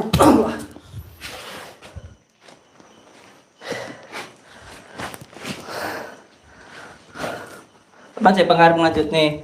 Anda ti wong-wong iki. Pengarep kok lanjut nih sampean. Saya pangkajen sama lanjut no. Amit kula niku. Bicara pangkah. Sampean lanjut nih nyakiti wong-wong iki. Apa mangga sampean lanjut harapan? Angka. Bisa pangka. Kamu wes yang menjajal kesaktian. Saya enggak niat jajal kesaktian itu enggak. Saya kan tadi sudah bilang tujuan saya datang ke sini itu untuk silaturahmi. Memang saya rasakan panjenengan ini malam ini mau gerak mau nyandat orang. Apa enggak tahu tadi sudah diperingatkan sama Allah ada gempa tadi. Itu diperingatkan supaya apa? Kita ini bertobat itu sudah banyak dosa. Gitu loh. Jangan terus-terus dilakukan dosa semacam ini. Karena enggak kasihan orang-orang yang sampai sandat itu. Kasihan gitu loh. Dan terus mereka tetap ngeyel ya. Kayak begitu. Saya enggak punya kekuatan apa-apa. Saya minta perlindungan kepada Allah. Tujuan murni ini gimana ngapain? Ya makanya saya bilang tadi. Dihentikanlah nyantet-nyantet orang itu. Urusanmu karo aku apa? Ya sama kan kalau nyakitin orang itu sama dengan menyakiti saya. Ada di dalam pelajaran kita itu amal ma'ruf nahi mungkar. Siapa yang berbuat kezaliman itu harus dihentikan gitu loh. Dan saya sedikit pun tidak takut sama sekali kepada panjenengan kecuali hanya kepada Allah. Sampai mau gimana pun saya nggak akan takut. Tolong dihentikan lah. Dihentikan wis Mbah, sampun Mbah. Untung ini awakmu ki apa kesel? Biasa kasihan orang-orang yang sampean sakit itu. Kasihan. Mereka punya keluarga gitu loh. Kalau pakai disakiti kan ya kasihan. Lah, Gitu loh. iki apa? Lah aku nih kene yo oleh duit kok. Untung ya. Terus sampean Aku kalau yo nambah ngene iki. ya kalau sampean cari duit itu buat apa? Buat makan toh. Kalau sampean hidup cuma buat makan berarti sampean kayak hewan. Apa beda sampean sama hewan? Sampean kan punya akal. Punya hati, nggak cuma punya nafsu toh. Kecuali kalau hewan cuma nafsu toh, sampean punya akal buat berpikir. Masa hidup nyakitin orang. Awal hidup cuma buat makan toh. Apa beda sama hewan kalau cuma buat makan? Kalau hidup cuma buat makan apa beda sama hewan? Gitu loh. Ya kuwi rene urusane karo awakmu kuwi. Makanya toh kita ini kan dikatakan manusia sempurna itu karena kita ini punya akal dan punya nafsu. Akal kita harus mampu mengendalikan nafsu kita gitu loh. Jangan nafsu yang mengendalikan akal. Jangan cuman buat makannya sampean nyakitin orang, kerja. Pengen mulu ya kudu gelem rekoso. Gitu loh. Wis, aku nyuwun tulung ning sampean iki. Wis lah, aja nyakiti wong neh lah, melas. Lah aku nyuwun tulung ning sampean iki. Melasne sapa? Melas sing mbok sakiti kuwi. Jaluk tulung, kita tulung. Tulung wong temun tulung lo nyakiti wong kok. Arep. Lho, Ya. Jadi nggak ikhlas sampean iki. piye ta?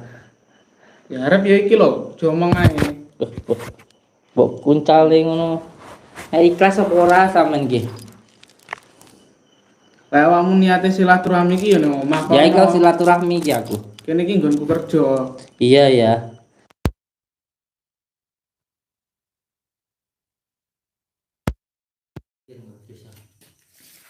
Jalan turun tak? Kameramen. Mundur, Mas. Mundur. Nih, mati. Mati.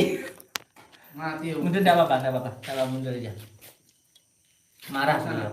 Mundur enggak apa-apa, mundur. Marah orangnya. Nggih, Amit. Plus ndas silaturahmi. Nanti nyakiti wong melas. Ngono lho. Nggih. Ki apa tak welasi? Wah aku wong Yes, ngene kalau tulung. temen tak ada nih. Kayak aku lah. Awake Dhewe dhewe yo nambah. iya.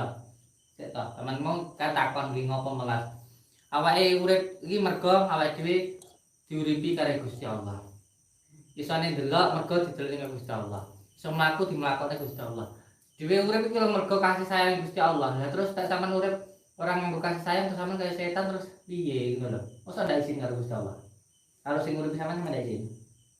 Ya palaku ya wis karo setan. Ya apa ya isin. Jangan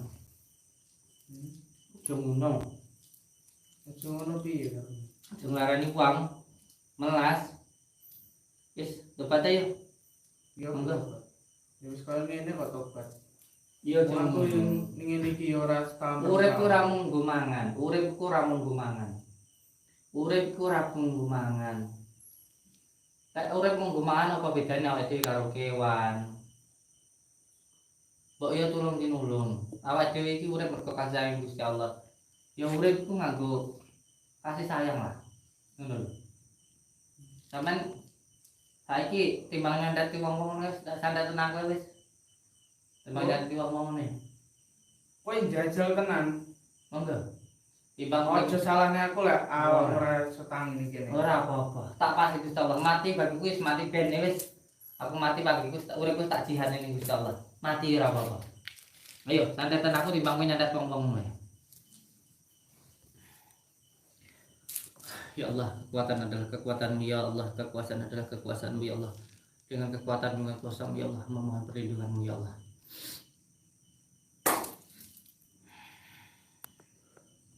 Nah, jajal lho beda iki. Nyandet kok nganggo ngombe? Tak jajalan ae sik. Mbok racun apa ora?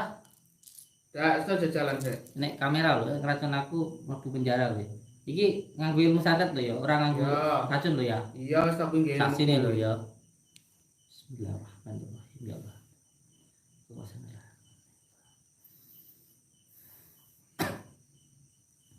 Bismillah.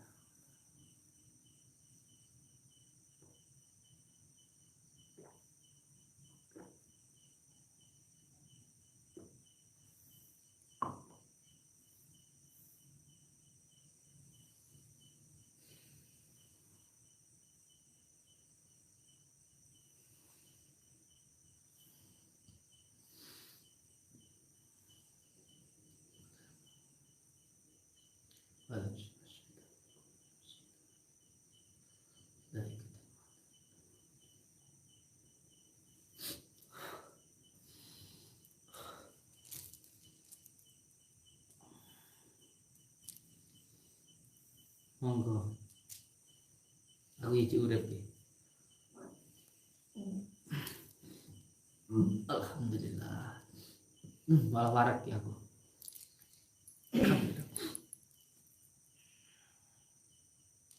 Kembang nek tak ngge wangi-wangian. Tambene ora apa-apa. Cuk ngene ngono. Aja ngomong sing elek. Omongan elek iki engko balik ning awakmu dhewe. Balike piye? Ya balik nang awakmu dhewe misi wong awakmu malah elek dhewe. Ya engko sang miso-miso. Balike awakmu. Ya wis, monggo. Lah di sana santai tenang aja miso-miso dirungokne wong akeh. Tentang radio kan. Aku pengen apa mandek lek kamu bikin orang sakit tuh berhenti ya gitu loh. Nah, awakmu pangan kene apa ya iso nglanjut nih aku? Ya makanya aja dilanjut. Lah yo nglanjut. Makanya santai tenang aku. Ya. Santai tenang aku. Lah aku terkapar lanjut no. Lah aku diurip aja mbok lanjut. Mergo nek ngomong naik mungkar, kewajibanku tulung nulung. Tapi pancen dhewe masalah santai tenang aku beres ta.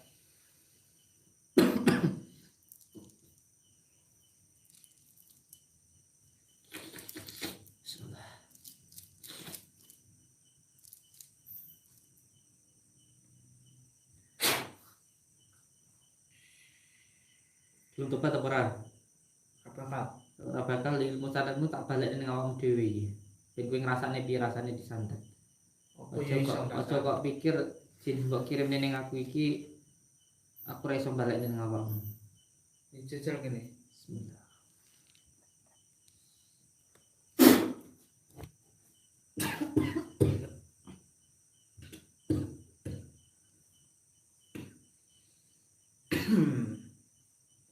Nanti ora krasa ya kan. Lah tamu dhewe ya. Yo ngono ya. ora krasa watuk-watuk.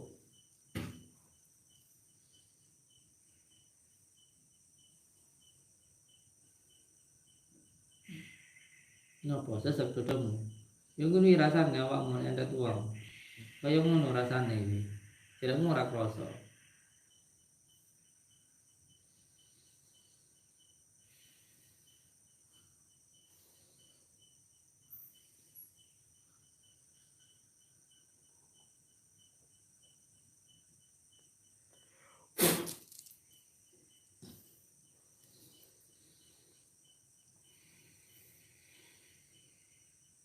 Balik.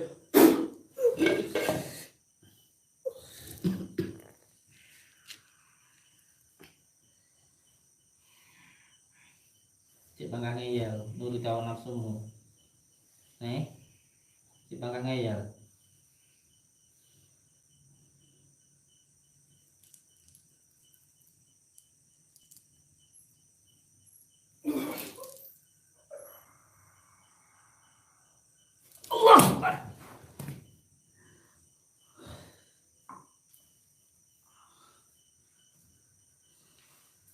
Atap kowe. Atap. Ya apa? Ada ilmu santet, lah kok nganggo fisik. Ah, dikane ngomong aja kok.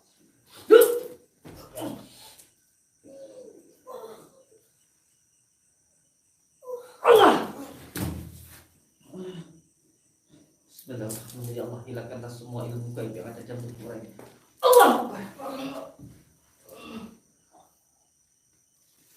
Kadang itu ngono Pak ngono ya. Ngono ya ini coklat.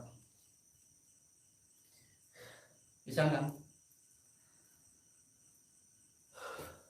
Allah. Semua saudara-saudaraku dimanapun berada, jangan pernah takut dengan yang namanya dukun santet. Takut hanya kepada Allah. Selama kita berpegang teguh kepada tali Allah, tidak ada satu hal pun yang mampu menyakiti diri kita. Seandainya seluruh manusia berniat menyakiti diri kita, Allah melindungi kita, tidak akan satu makhluk pun yang mampu menyakiti diri kita. Walaupun seluruh manusia berniat untuk menghinakan diri kita, kalau Allah memuliakan diri kita, tidak akan satu makhluk pun bisa menghinakan diri kita. Kita ini kayak gelas nih. Gelas ini kalau berisi air, angin nggak mungkin masuk. Tapi kalau gelas ini kosong, angin masuk. Maka kita harus berisi dengan zikirullah, mengingat Allah. Itu yang paling penting. Hidup jangan hanya diberi isi nasi dan sayur, tapi juga diisi dengan zikirullah, mengingat Allah. Saya ucapkan terima kasih untuk semua saudaraku semuanya. Kita semuanya menjadi saudara seduluran, selawat sing ngelasi kita Allah. Perbaiki sholat, amalkan sholawat, dan berbakti kepada orang tua. Hidup kita akan selamat dunia dan akhirat. Apabila taufik wal hidayah. Assalamualaikum warahmatullahi wabarakatuh.